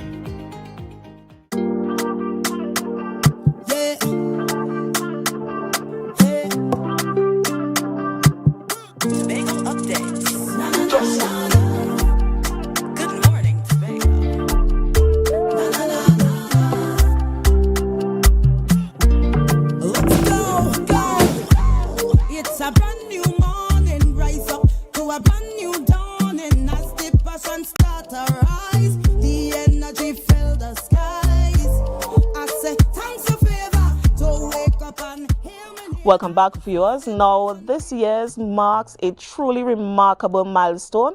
We're talking about 100 years of excellence, 100 years of legacy, and 100 years of impact for Bishop's High School, Tobago.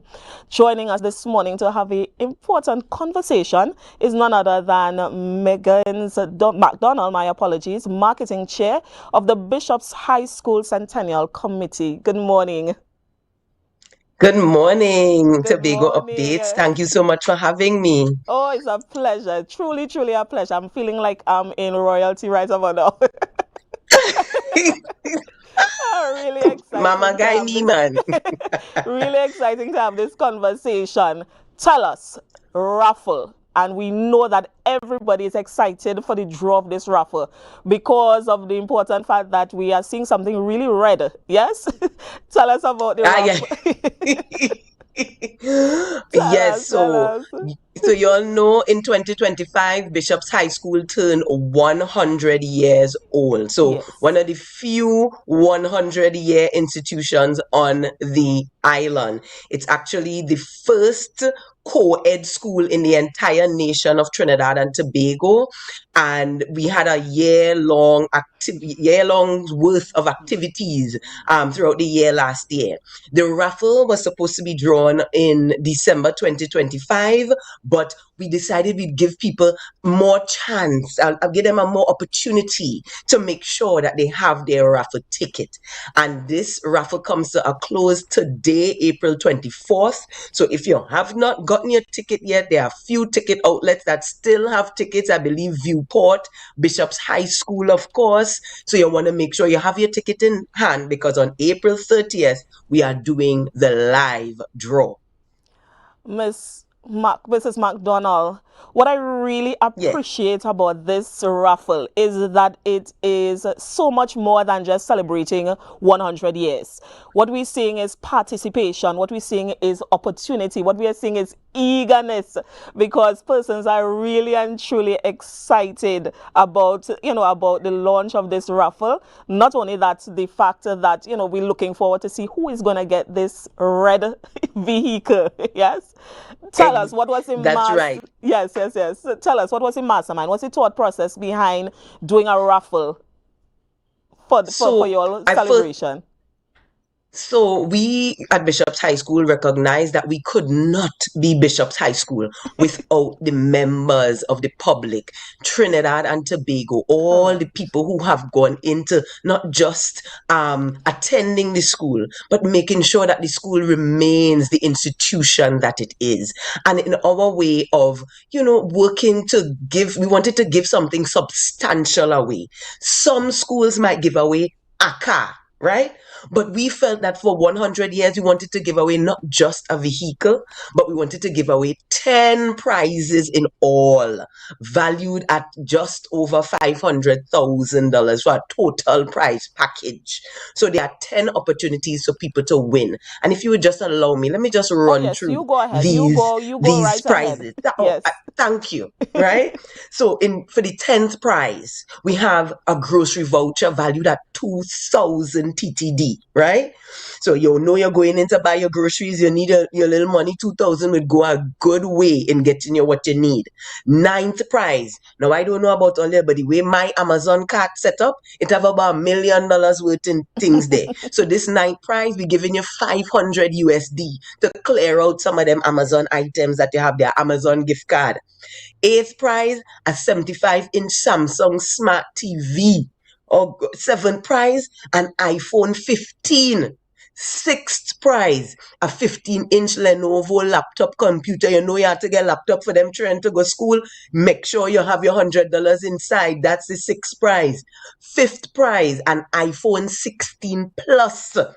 4th prize. Now we're getting into, the rare. I mean, all the prizes nice, eh? Yeah. But we're getting into the niceness here now. 4th prize, a staycation package for 2. Now one, 2. Right? At Comfort Suites right here in Tobago. 3rd prize, airline tickets. And of course, we want to thank our sponsors, Comfort Suites, Caribbean Airlines. 2 tickets for you and somebody else to go Curacao. I don't know if you've ever been to Curacao. Lovely country. Amazing vacation destination. Right?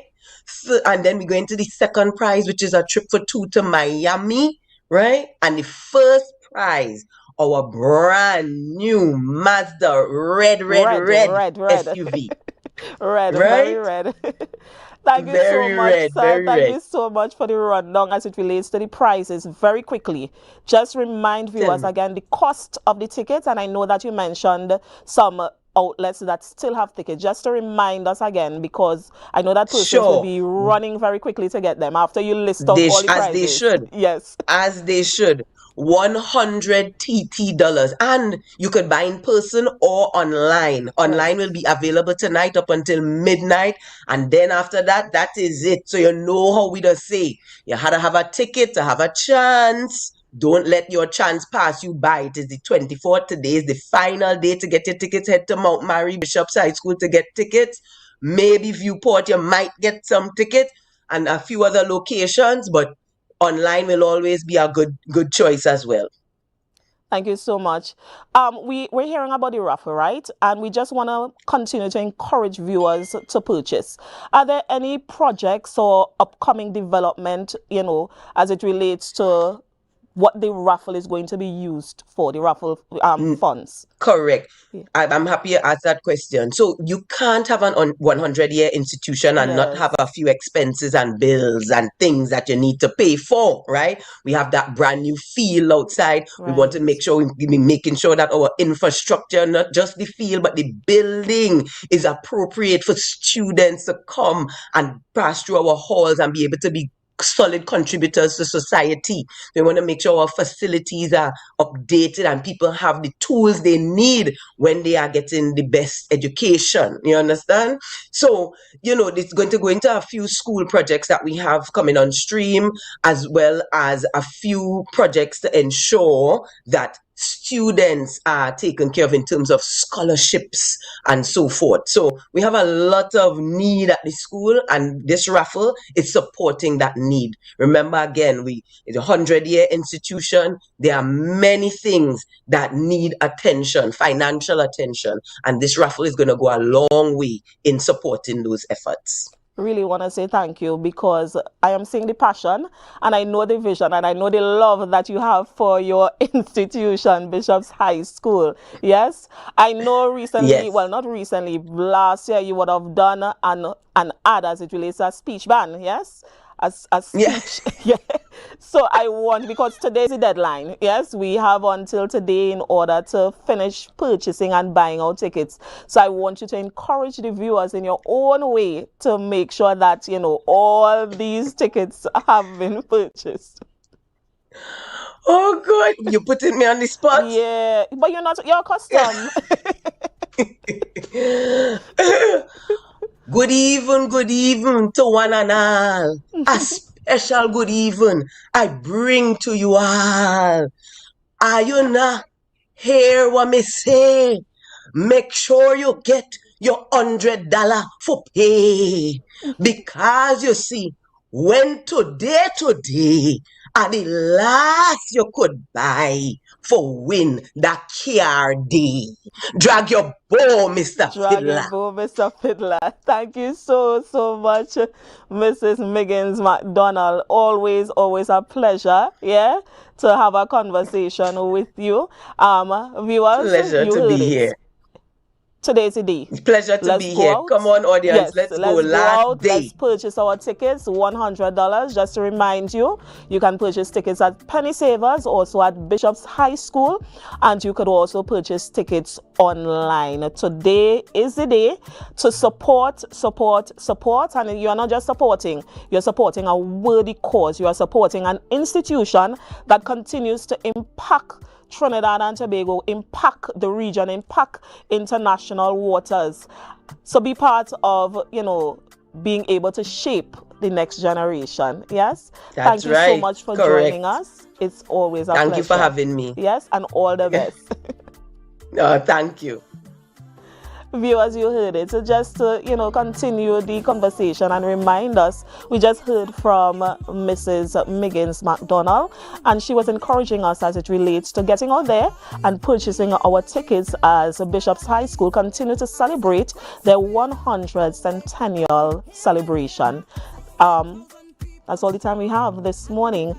As we move into the day, I want us to be safe on the nation's road and continue to have a really blessed day. Again, I am Nicole Williams-Wilson, and it's always a pleasure to be with you on Good Morning Tobago. Continue to have a really excellent day.